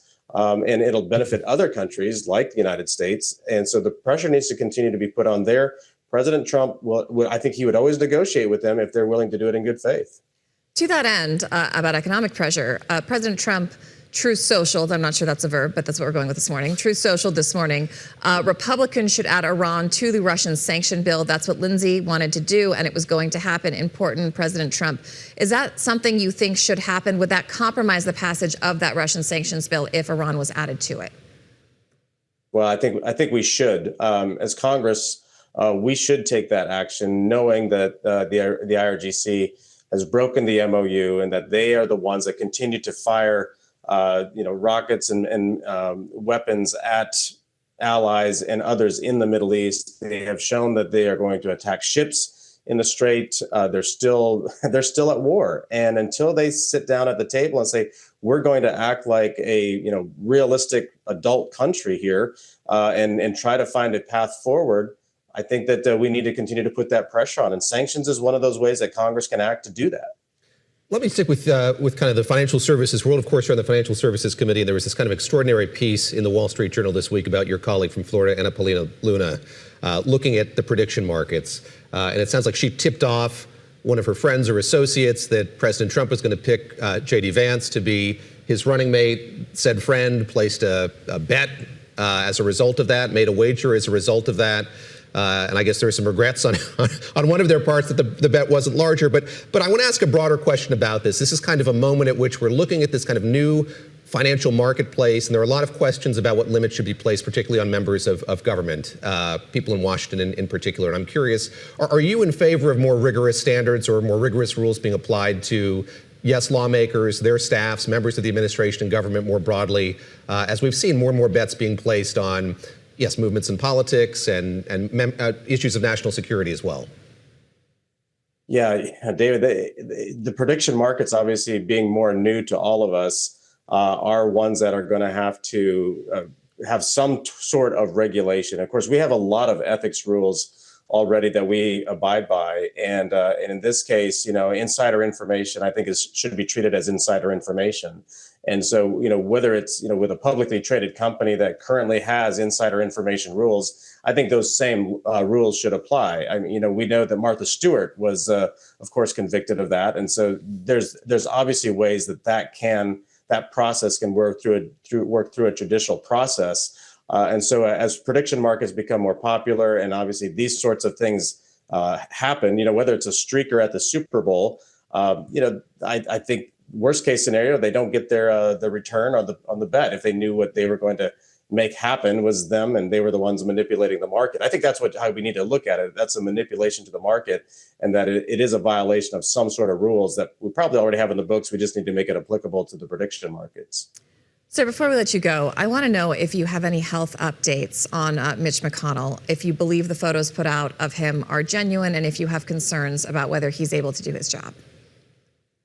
I do have concerns that he can really do his job, especially at a very difficult time when every vote counts in the Senate. And whether it's a Republican or a Democrat, we were obviously very critical of President Joe Biden when he had health issues, and we had concerns as the president of the United States. I mean, this is probably the oldest senator in the United States Senate that isn't able to perform his duties, and he needs at least to just be transparent. Let people know that he is not able to be, in the office. He's got health concerns. We earn the public trust when we run for office. And I think that matters even when we have health issues that, we just at least need to be transparent and let the public know. I know the governor of Kentucky has been asking for updates. Senator Josh Hawley has been asking as well, and others. It seems that he's, alive and recovering, but, we have seen this decline in his health for the last couple of years. And so that's why it's of great concern. All right, I know a lot of reporters, myself included, have been asking as well. Representative Marlin Stutzman from the great state of Indiana. We appreciate you taking the time this morning. Thank you so much, Thank you sir. very much. All right, joining us now, Eric Martin, Bloomberg News State Department reporter, and Wendy Benjaminson, Bloomberg News senior Washington editor. Wendy, let me start with you on the news that we got overnight, the fact that these two service members have died. We were talking with Josh Wingrove, our colleague covering the White House, who's with the president in Bedminster, and it sounds like we've heard precious little from the president about that attack and the ramifications of it. Just get us up to speed here on sort of what the messaging has been, what the sense of strategy is from this administration when it comes to Iran. Well, David, it doesn't seem like there is a clear strategy, and that could be a communications problem, which seems to be politically not a great moment for the administration. In every other war we've covered, when American service members die, there is a somber statement from the White House acknowledging their service, acknowledging their patriotism. There are phone calls to the parents, not only to be notified, but often the president himself will call the parents of the dead troops. I don't know about the private phone calls, but we have seen absolutely nothing from the White House about these American deaths, except more strikes. And as your previous guests, including Josh, have discussed, it's like, what is the end game here? They had the MOU, and that fell apart yesterday, and now there's just all these tit-for-tat strikes. So what is the next step? But the president only mentioned his quote-unquote sadness at the death of the troops when asked by News Nation in a phone call.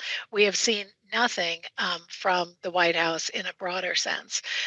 So that is very, very unusual and not great politically for Republicans, especially those MAGA Republicans who believed that they were, if they stuck with Trump, there would not be any more Americans dying in the Middle East. Eric, I want to ask how this is impacting diplomatic facilities and diplomatic operations in the Middle East. We talked a little bit about it earlier, but throughout this whole process, this has been a very executive branch-led negotiation. We haven't seen a lot of State Department personnel, if any, involved in these talks. We've seen Steve Witkoff, Jared Kushner, the president, the vice president. How involved is the State Department in advising on these conflicts? And then what is the security situation at U.S. installations throughout the Middle East? Any escalation of that overnight or this morning?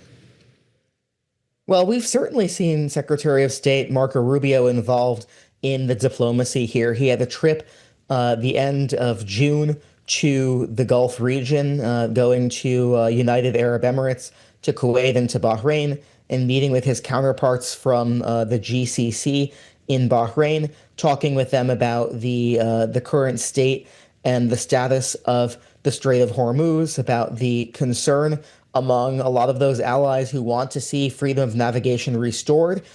Very important for them in terms of exports of their energy.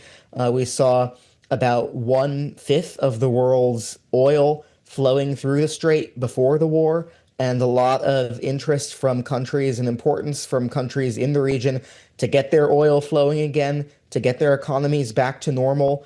So we've seen a lot of engagement from Secretary Rubio on that side, even though he has not been the one at the table negotiating the memorandum of understanding that, of course, has been envoys Witkoff and Kushner and the vice president.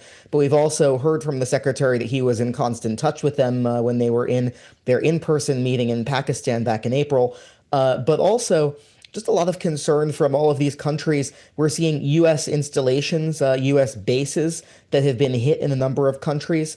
In Jordan, obviously, on Friday, in Kuwait repeatedly, and these countries seeing their civilian infrastructure getting hit more frequently, seeing energy assets hit, desalination plants.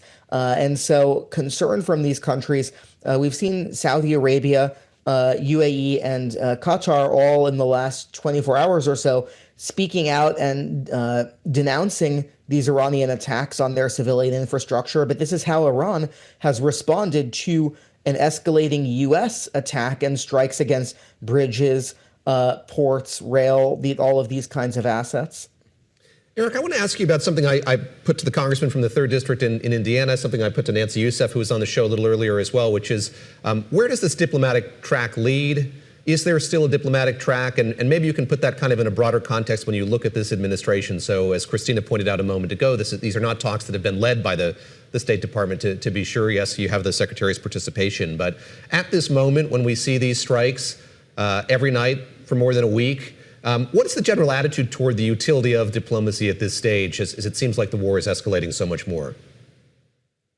Well, certainly if you listen to administration officials, they couch the escalation of attacks as designed not to be a new forever war or a multi-year war, as we saw with Iraq and Afghanistan earlier this century, but rather that they're using the escalation of strikes and the increased pressure on Iran, including on some of these assets that have both military and civilian use, that all of this is a pressure campaign designed to extract more from Iran in a diplomatic process.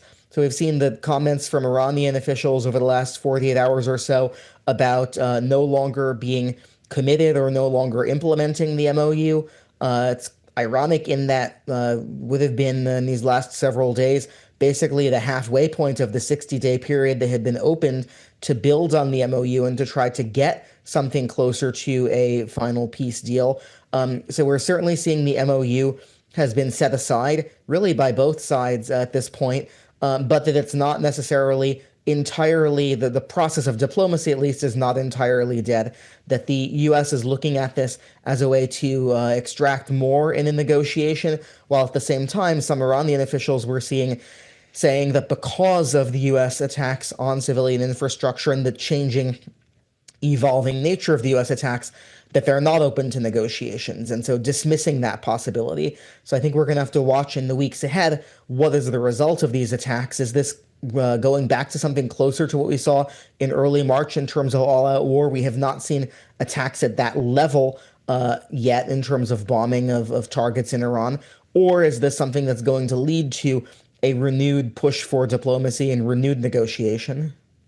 All right, Wendy Benjamin, she's our senior D.C. editor, and Eric Martin, he's our Bloomberg State Department reporter. Thank you both so much.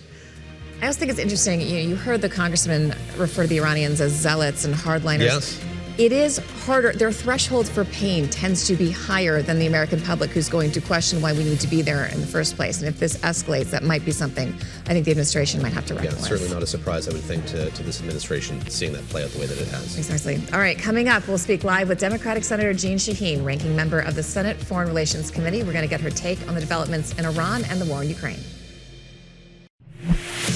Thank you for joining us live on Bloomberg This Weekend. I'm Lisa Mateo. Let's update you on today's top stories. More escalation in the war with Iran, with Israel's military now saying Iran has launched missiles toward Jordan. It comes after the U.S. struck Iran for what Central Command called punishment after the Islamic Republic killed 2 American service members in Jordan on Friday. One is still missing. President Trump tells News Nation their death was, quote, a very sad thing, but reiterated that Iran cannot have a nuclear weapon. As for the war in Ukraine, where local authorities say 1 person was killed, 16 injured in an overnight Russian attack on Kyiv. Ukraine's foreign minister called it the largest ballistic missile barrage aimed at Kyiv since the start of the war. Well, back here in the U.S., hundreds gathered in downtown Portland, Maine to demand ICE agents leave the state after the killing of a Colombian national in nearby Biddeford. This man was part of the National Day of Action. I was down at Biddeford, and I'm here because I care about that. And, who doesn't?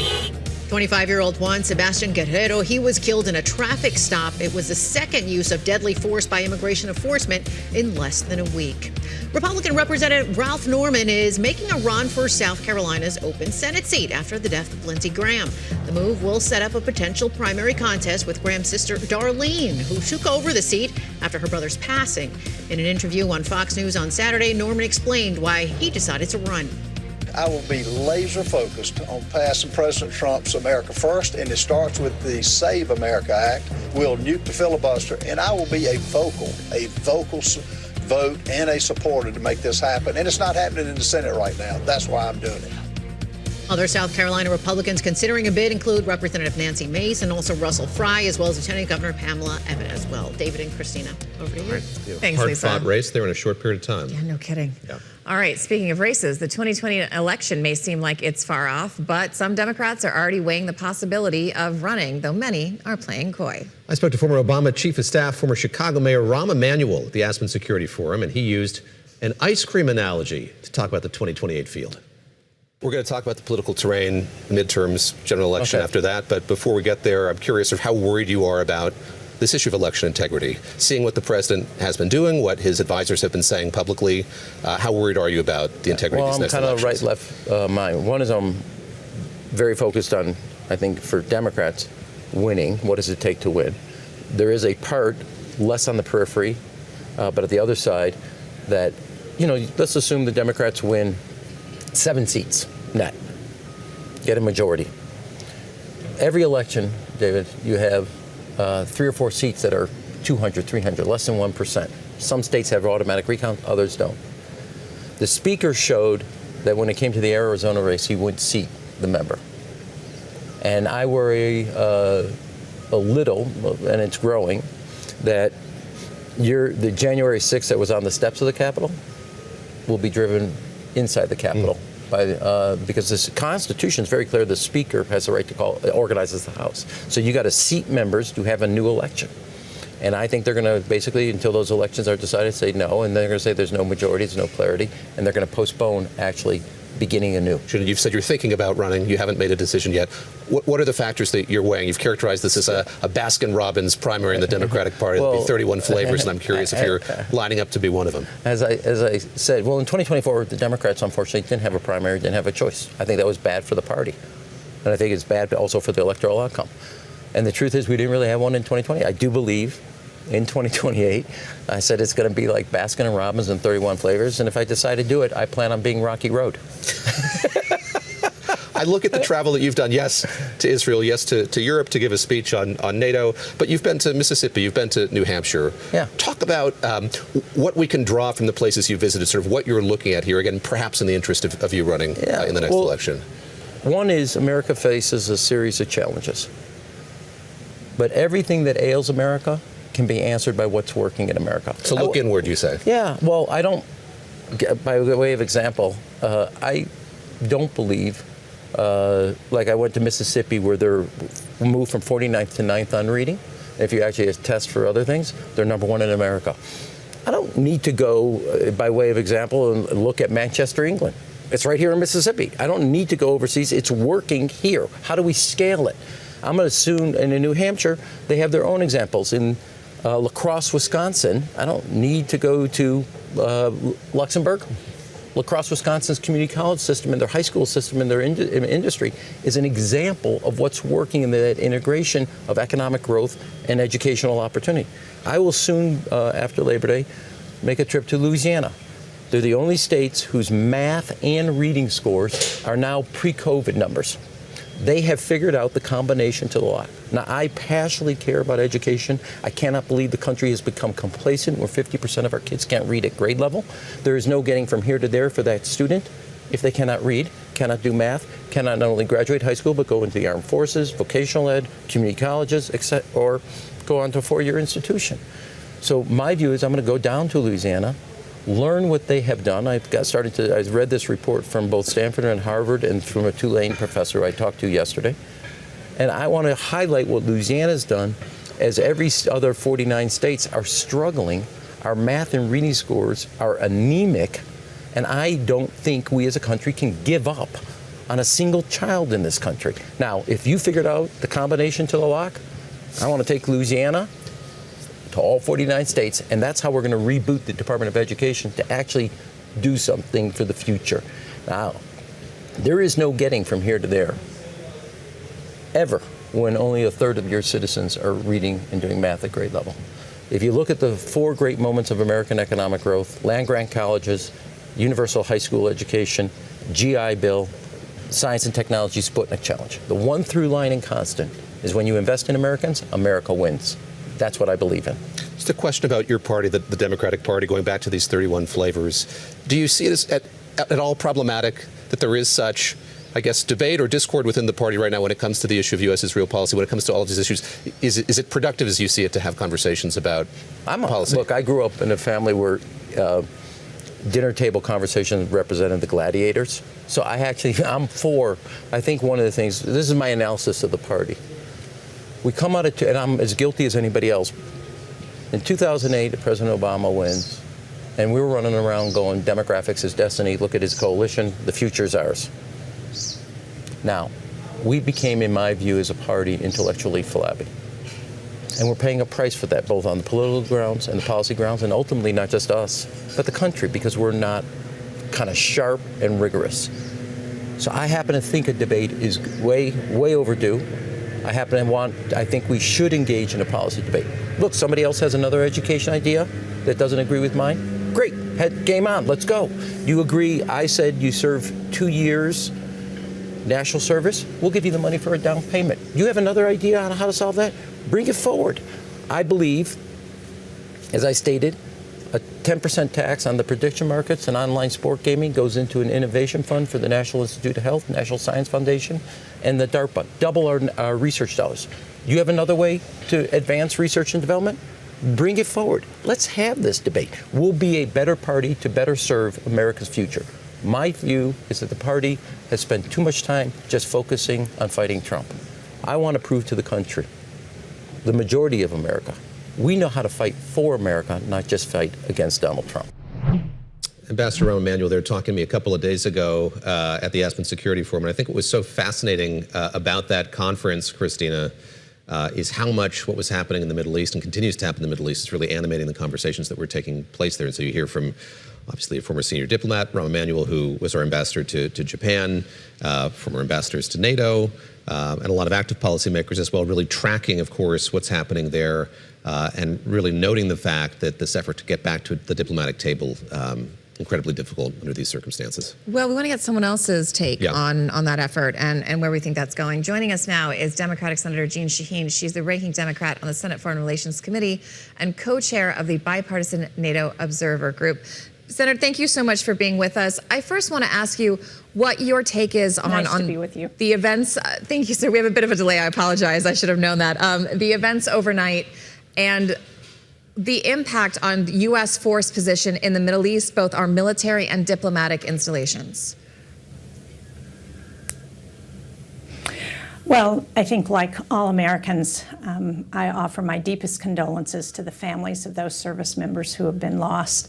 Our men and women in the Middle East have performed in an outstanding way, and they will continue to do that. But what we need to do is to bring this war to a close and get the president to get Iran back to the negotiating table. He has not accomplished any of the goals that he set out for the war in the beginning, whether it's getting rid of Iran's nuclear program or changing the regime. We have a more hardline regime in place. We haven't dealt with the enriched uranium that's on site. We haven't destroyed their ballistic missile capability. And furthermore, Iran now is controlling the Strait of Hormuz. And that was never an issue before with respect to their nuclear program. They continue to support proxies across the Middle East.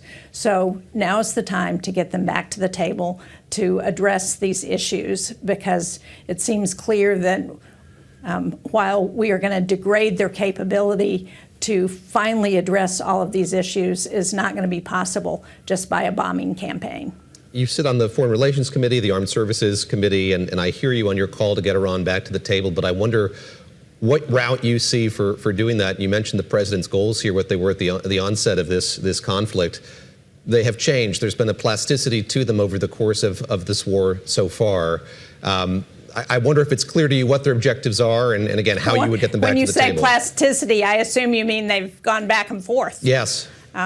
When you say plasticity, what we've seen is that the president announces different goals from day to day.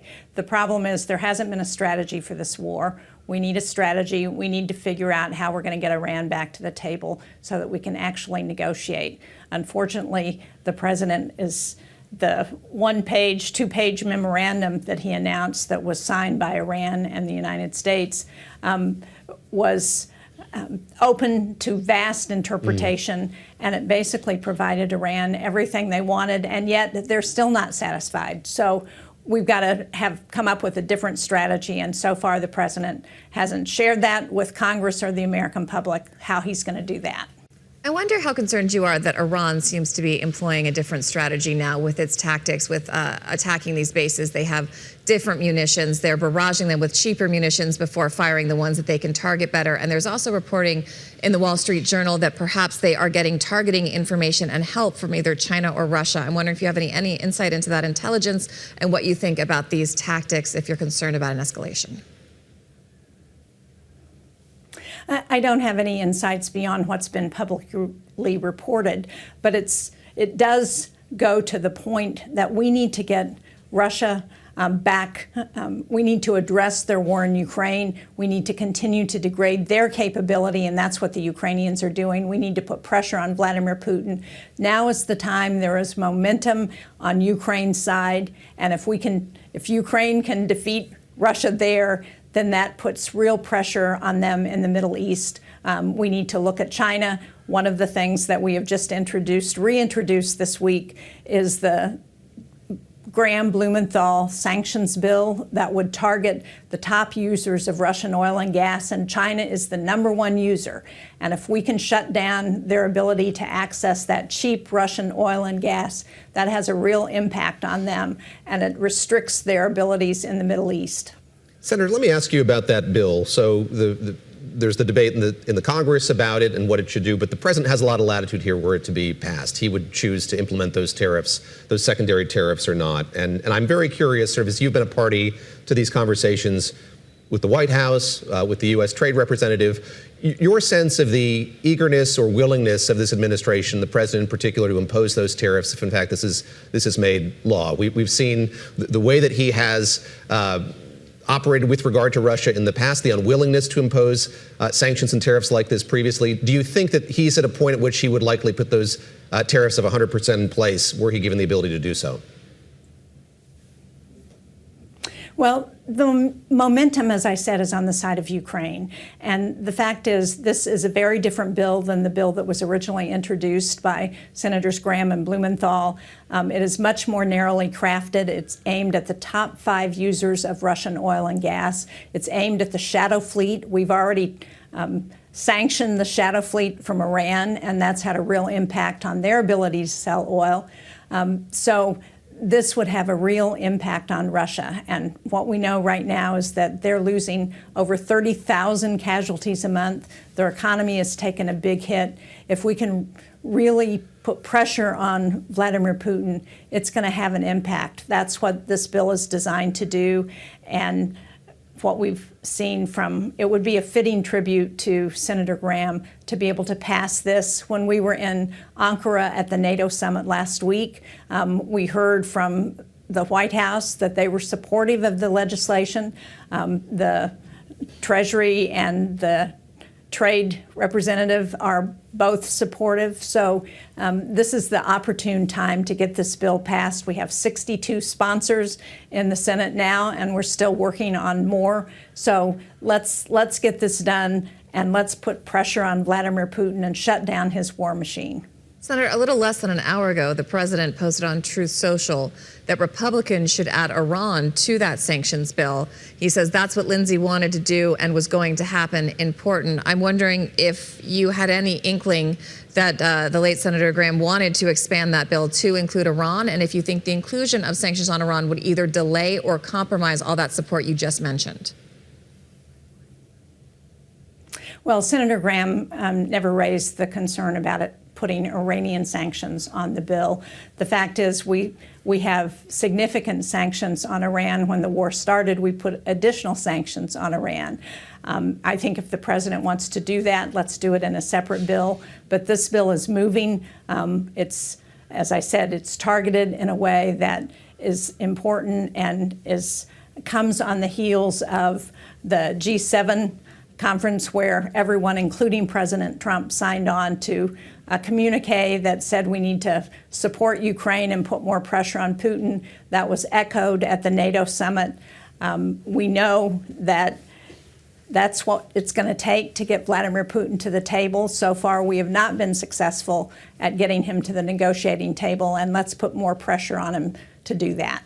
Senator, we're talking to you in London. As you mentioned, you were in Ankara for the NATO summit a few days ago. And I'm very curious to get your perspective on how Europeans are regarding the United States. I think everyone would say this was at least a relatively successful summit in the context of past NATO summits the president's been a participant in. But we have seen Europeans kind of react or comport themselves differently as the U.S. has begun to kind of disengage with some traditional aspects of their relationship with Europe. How do you see that relationship today? Are you worried about it? What's the path forward as you see it? Well, as you pointed out, the NATO summit was very successful. Not only did we highlight the additional spending on defense, all 32 NATO countries are now at 2% of GDP, which had been an earlier goal. They're working their way up to 5% of GDP. We have a number of countries that I think 7 now that are over 3%. And so it was an opportunity both to highlight that and also to highlight the opportunities in our defense industrial base. We know that we're addressing threats from China in the Indo-Pacific, from Russia in Europe, from Iran, of course, and North Korea. We know we've got to work together with our allies and partners, and we've got to improve our defense industrial base in a way that allows us to work more collaborative together, to do co-production. And we focused on that at the NATO summit in a way that I think was really important. And we didn't hear from our European partners that they were concerned about the United States. What we heard was the importance of all of us working together, cooperating. I'm here in England with a bipartisan delegation from the Congress for the Farnborough Airshow. It's one of the biggest air shows in the world, and the American presence here is bigger than it's ever been in the past. And everyone's talking about how do we work together, how do we continue to innovate to keep America ahead of the competition when it comes to aerospace, which is so important to our future. Senator, I'm assuming you didn't get that gift from Erdogan at the NATO summit that some of the other delegates got. I think we're calling it the Erdogan special. But assuming you didn't go home with any new weapons, I do know that you met with Ukraine's President Zelensky while you were there. It seems like this is a very pivotal time in that conflict, and there's also some tumult happening in Kyiv right now inside his government. What was your conversation with Zelensky like, and what is your take on what's going on with the leadership of the Defense Department in Ukraine right now? Well, we talked at the NATO summit about what Ukraine's successes, about their drone production, their innovation when it comes to drones and how critical that's been to the conduct of this war. One of the people who has been very important in helping to change that direction when it comes to drone production and the new way of waging war has been their defense minister, Fedorov, who was dismissed by President Zelensky. Now, there are demonstrations. I think President Zelensky has said he's going to listen to what people have to say, and I hope he's going to be responsive to that. I want to ask you about this period that we're in when you look at the Ukraine conflict, this 40-day period that the President Zelensky is really emphasizing additional strikes on Russia. We've seen him strike ships in the Strait of Azov as well. How do you view the kind of pivotal nature of this moment in that conflict? And the images that we saw yesterday from the president's Twitter account were really extraordinary, the strikes that Ukraine made on Russia. What does it tell you about the trajectory of the conflict and indeed what Ukraine needs at this point in terms of support? Well, again, there's no doubt that momentum is on Ukraine's side right now. And that's why we need to be thinking about every avenue we can to support Ukraine. We saw tremendous support for Ukraine after the NATO summit, pledging billions of dollars in support. Looking at President Trump, said to President Zelensky, we agree you should be able to produce the Patriot missile and interceptors in Ukraine. That was a big step forward. And thinking about how we put pressure on Russia now and Vladimir Putin is really critical. And that's why this Russia sanctions bill that we have that would sanction their financial entities, their oligarchs, also look at those countries that are benefiting from that cheap Russian oil and gas and shut that down, because that shuts down the support for Russia's war machine. And that's what we need to do. Their economy is on the brink. It's teetering. The casualties that they're losing are just unbelievable from America's prospect. When you think about in less than 3 months, Russia's losing as many people on the battlefield as we lost throughout all of Vietnam. So now is the time for us to take action. I'm hoping Congress will do this, we'll get this bill passed, and think about all the other ways that we can try and bring Vladimir Putin to the table to end this war. Senator, it does seem that this is at least moving towards a level of pressure that Putin really hasn't felt prior to this. But there is some concern with that, and that is if you corner someone, they're going to react. Are you concerned that a desperate Putin could do something really abhorrent, like the use of tactical nukes, and what can the U.S. or its allies do to try to prevent that? Well, I think what Vladimir Putin is doing right now is already abhorrent. And the concern is that if he's successful in Ukraine, or even if not, the one place where he could escalate is against a NATO country. And that's why doing everything we can to bring him to the table is critical. Look, he's lost his foothold in South America with Venezuela. He's in danger of losing Cuba. He's lost his foothold in the Middle East, in Syria. Now is the time to add to that pressure to get him to the table. Let me just ask you to look ahead, if you could, at the way in which you're going to get more answers to questions that you have about the administration's strategy going forward here. I'm curious what's front of mind for you, what you'd like to learn more about, and if indeed there has been any improvement in the ability of the committees on which you sit, again, Armed Services and Foreign Relations, in getting information about strategy from this administration. Well, not that I'm aware of. We have a hearing before Appropriations on Tuesday afternoon where Secretary Hegseth and Secretary Rollins will come in for their supplemental budget request. We have very few details about what they're planning and what that would mean going forward for the war in Iran. We need to see that transparency. The fact is, in order to be successful, Congress and the administration should be working together. And the President and the Secretary Hegseth have not provided any of those details. Senator, thank you very much. That's Senator Jeanne Shaheen of New Hampshire, of course, sits on the Foreign Relations, Armed Services, and Appropriations Committees, joining us today from London ahead of the Farnborough Airshow. Appreciate your time. Thank you very much. Thank you, ma'am. All right, we're going to go now to the latest headlines with Lisa Mateo. You got it, guys. Lettuce recalls tied to a cyclosporiasis outbreak. It continues to spread, and now select Walmart locations. They have removed 4-bag lettuce salad products manufactured by Taylor Farms. The retailer said they pulled the items which are sold under its market-side store brand as a precaution. Now, there have been no confirmed illnesses tied to those products. Ontario Premier Doug Ford is firing back at the President Trump's criticism of Canada's wildfire response. The president took to Truth Social on Friday, threatening higher tariffs to deal with the cost of, quote, filthy, polluted air. Now, Ford called the president's rhetoric unacceptable and suggested dropping lumber tariffs would help clear forests. Ford said Ontario has 191 active wildfires.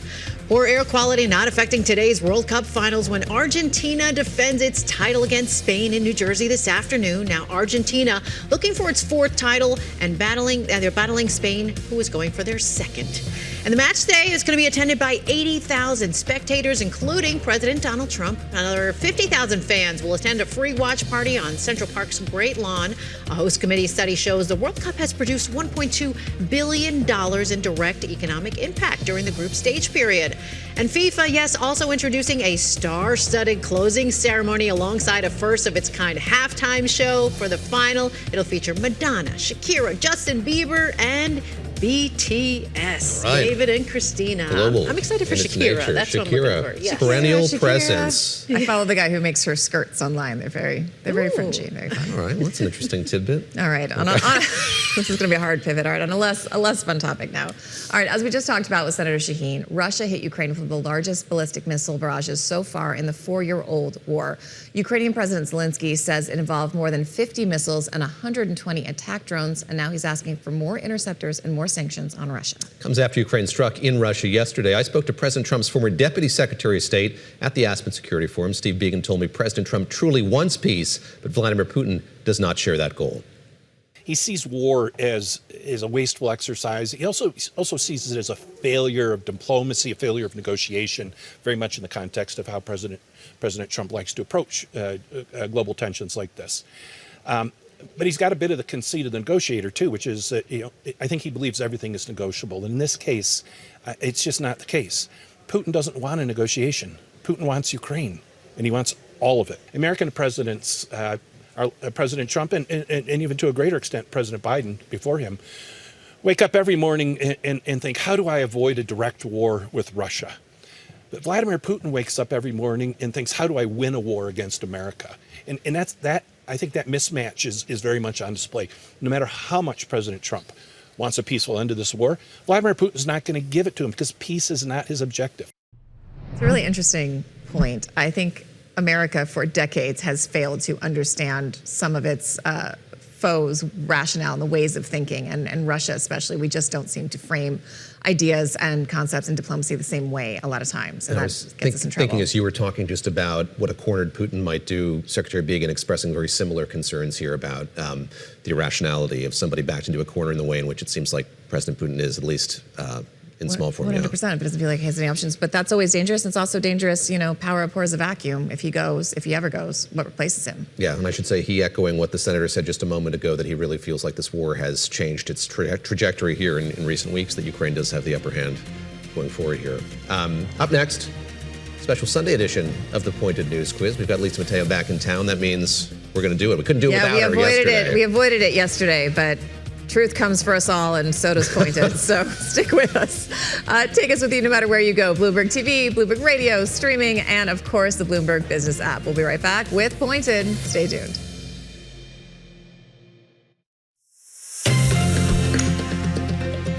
You do the intro. I'm still stacking your chips. It's time for Pointed, a special Sunday edition of Pointed. Lisa Mateo off yesterday, back here. We missed you, Lisa. We had Alexis. She's great, but it is nice to see you. Yes, and we would not, it would take a lot of training for somebody besides Lisa to run this game as fairly and efficiently as Lisa runs the game. Pointed. Of course, our weekly news quiz. Lisa, walk us through. You were just hoping fairly not do Now it's fair. Now that he's been winning, you're running it fairly. When I was winning, there was controversy. I saw it characterized in the trade press as an overwhelming victory for me last week. What trade press? Well, text with your mom? No, it's she freelances for the I do see press. My family watches this very closely, and my father did congratulate you on your victory. So thank you, Mr. Ruffini. I appreciate that. It's classy move. Disloyal Ruffini. No. All right, no Lisa. disloyalty and classiness. They love Gura. Yeah. Okay, so for those of you who are not loyal and have not heard about welcome to the show. Here's how it goes. Here's how the game plays out. Okay, so they each have 30 chips in front of them, okay, into 3 different categories. They will place their bets depending on how confident you feel about each category, okay? So you're going to place your bets. They have whiteboards here. They're going to write their answers and reveal them. Our 3 categories. What are they? Are you ready for them? I'm ready. Okay, first is food. Food, okay. Second is smart homes. Yeah, and interesting. Third is credit cards. Okay, so think about it. How do you want to place your bets? I don't know much about smart homes. You don't? That was my instinct as well. I'm going to double up on credit cards, and I'm going to go nothing on smart homes. Nothing on smart homes. Christina, what's your strategy? I'm going to regret this, but I'm going to do the Ruffini split. We're going to do it. Ruffini, 10 across the board. Someday that'll collapse, but I mean, it has before. Let's see. Let's see how it goes. All right, food. We're going for food. Ready? Yes. You always do well on the food one. Yes. He does. Chipotle. Rolling its burritos into what country, opening its first location there on Thursday? I did see this because I thought it was crazy. Burritos. She's excited for this one. I actually have no ideas. Oh, you don't? Have I mentioned I've been in the field all week? What city? No, we don't care. Sorry. I don't want to hear about Aspen anymore. Yeah. Okay, I'm going to go with flip it. Japan. Japan? That was Mexico? Mexico is correct. Yes. Because, they're strangers to burritos. I feel like they really need I was like, why, guys? Taco Bell tried and it didn't work. There was a reason for that. Yeah, so they're going to try. They're saying their fresh ingredients are going to make a difference. Interesting. Okay, as someone from the Southwest, I feel like Mexico knows a thing or two about burritos. Exactly. And it would be a hard any gas station makes into. a better taco than I've ever had in the U.S. So, all right. All right. I guess I need to think more logically. You need to think more logically because now I have your chips, David Gura. Yes, Christina's in the lead. Diminishing Well, let's see what she knows about smart homes. Smart homes. Let's might see not how go as smart well. you are in Okay. smart homes. OpenAI developing a physical manifestation of ChatGPT for the home. What kind of device is it? What is the name? What kind of device are they developing? This is OpenAI. Yeah, I might know this one too. A physical manifestation of ChatGPT for the home. What kind of device is it? I love our music. It's very soothing. I don't know. I mean, it's like you're erasing. He's erasing. Yeah, but all right. I don't know. I was time going to you write like erased, it was a I know, bad and move. well, you helped me erase last time, which actually helped me. I wrote a pod, like a pod, like you talk to it, like the home pod, like you talk to it. I wrote It's the like a same thing, like a device, speaker, like a home like an device. Alexa. Well, since she wrote speaker, Oh, she is for correct. God's sake. It's called a smart speaker. But you didn't bet anything on that one. That's true. So I don't Okay, really care. so you don't I just win. wanted to. I was did you actually going to defend you. Did you see how I just naturally fought that, even though I had no skin in the game? I was about to defend you, and then I realized you had no chips on it. So So it doesn't I would have matter. argued Okay. you got that Well, right. I was congratulations. rough on you. 20 I'm sorry, points for you. David. All right. Okay. All right. I'm gonna continue keeping all my chips over here. But you double stacked, so you can. So okay. so we have Christina still in the lead. Okay, credit cards. We're moving on to credit cards. Look, But I don't mean to point out errors in the control room, but I did see this question flash across the screen a moment ago. oh, you did? Okay. I didn't read That's it. all right. I just You want to assure everyone I didn't- didn't read it. I didn't see it at all. But I wish I had. It was there and then gone, and I thought, God, what an edge I could have gotten. So close. So close. Sometimes they put it in the wall behind us, and we're both too dumb to look, and the control room will be like, the answer. Oh, it's been there. It's been on display. I say that all the time. I know. All Okay, right, credit cards. Americans filed a record number of what last year? That's the term for petitioning a bank to reverse a credit card transaction. Oh, yeah. So what do you call that when you petition a bank to reverse a credit card transaction? Yeah, What is that called? okay. And there was a record number of them. A last record year. number? Record number. People want to get their money back. Get that money back. That's right. What do you got? I think they're called chargebacks. I wrote disputes. Chargebacks it is. Oh, for God's sake. I feel like it's a synonym. And fewer characters to boot. Chargebacks. I don't Well, know. this is- My desire to defend you on the one where you've bet a bunch is. He's not totally wrong. It is a dispute. Dispute, But Come No, on, but that's no. not what the answer I'm is. sorry. David It's not Gura. I feel like she's done a 180. I'm back. What's and I'm ready to go. What's happened in the week between last week and this one? First of all, I these was are too comfortable. randomly all topics I know, and I know about chargebacks because Tell us they're why. really Yes. hurting a lot of small makers that I follow. Complain all the time about them. They like vintage shops or people who sew things will send someone to something, and Okay. they will pay like $350 for a handmade jacket.